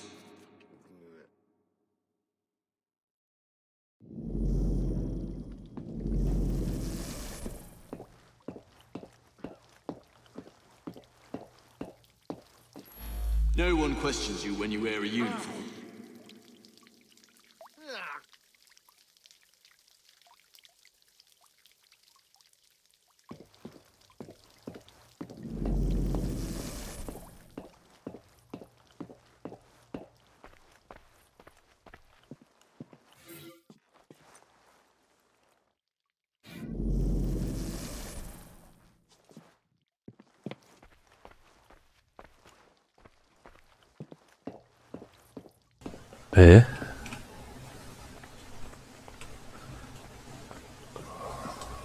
Üst kata çıkılıyor mu? Çıkılmaz ki.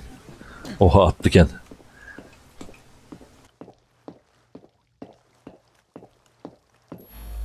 I suspect the solution will turn on geometry.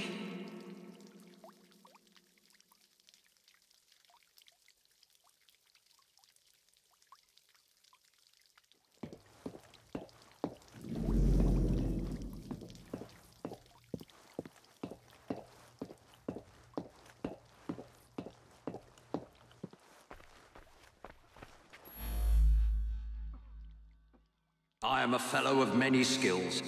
Cracking a safe is but one.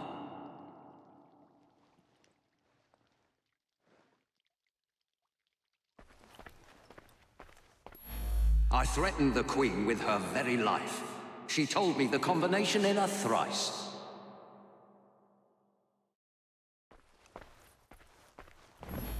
I simply watched the Queen open the safe when you arrived.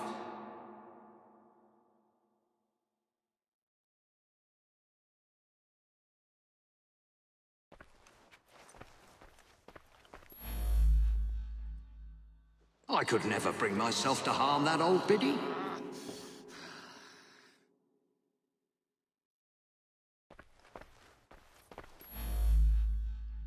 That wouldn't make a very good story. Something more dramatic.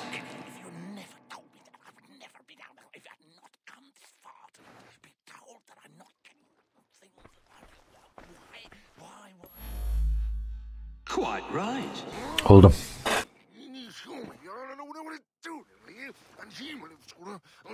The dead guard was I. The spider venom allowed me to fake my death. I had a perfect view from where I lay.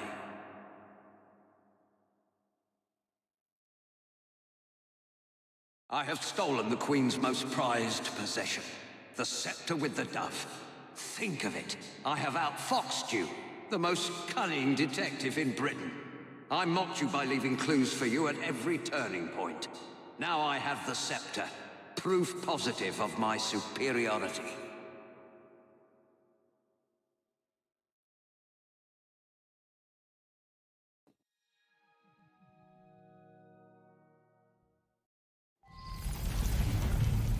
Evie, wake up! It's Raymond. He's taken Artie hostage. They're on the roof. Nerede? Jacob's here to help you, Evie. Aa, Jacob gelmiş. Hayret. Nerede?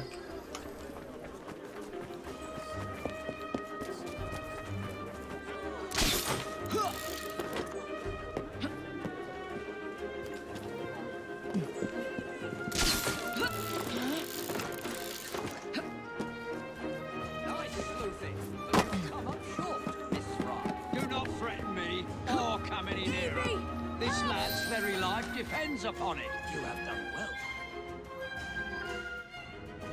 Keep him busy, Evie. It won't be long now.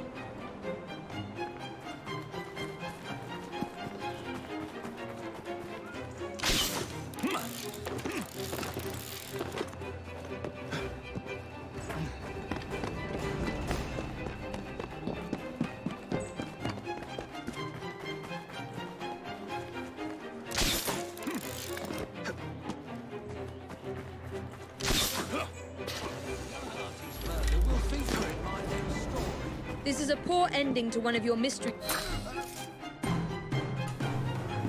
Direkt sapladım, hiç dinlemedim.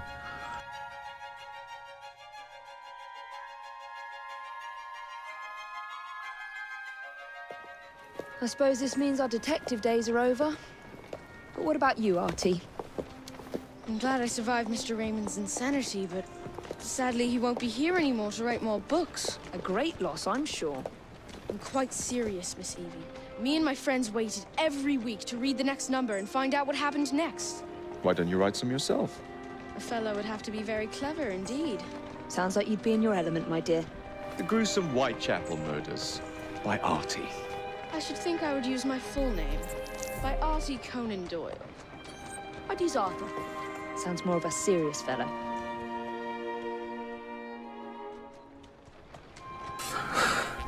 Vay be, DLC'ye bak sen ya.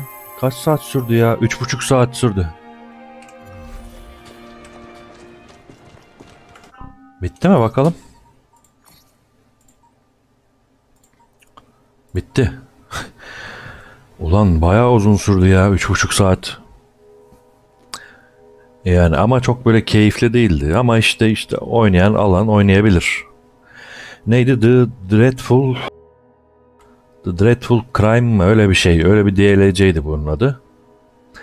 Evet, DLC böyleydi. Bir sonraki bölümde şu S olan DLC oynayacağız. Yani onun adı da The Last Maharaja DLC'si. Türkçe olacak bu da. Ve Türkiye'de çok fazla oynayanı da görmedim açıkçası bu DLC'yi. Ama bir sonraki bölümde şu DLC'yi oynayacağız bu sefer de. Bakalım o kaç saat sürecek. O DLC bittikten sonra da Assassin's Creed Syndicate'i sonlandıracağız ve Origins'e geçeceğiz. Beni izlediğiniz için teşekkür ederim. Görüşmek üzere. Hoşçakalın.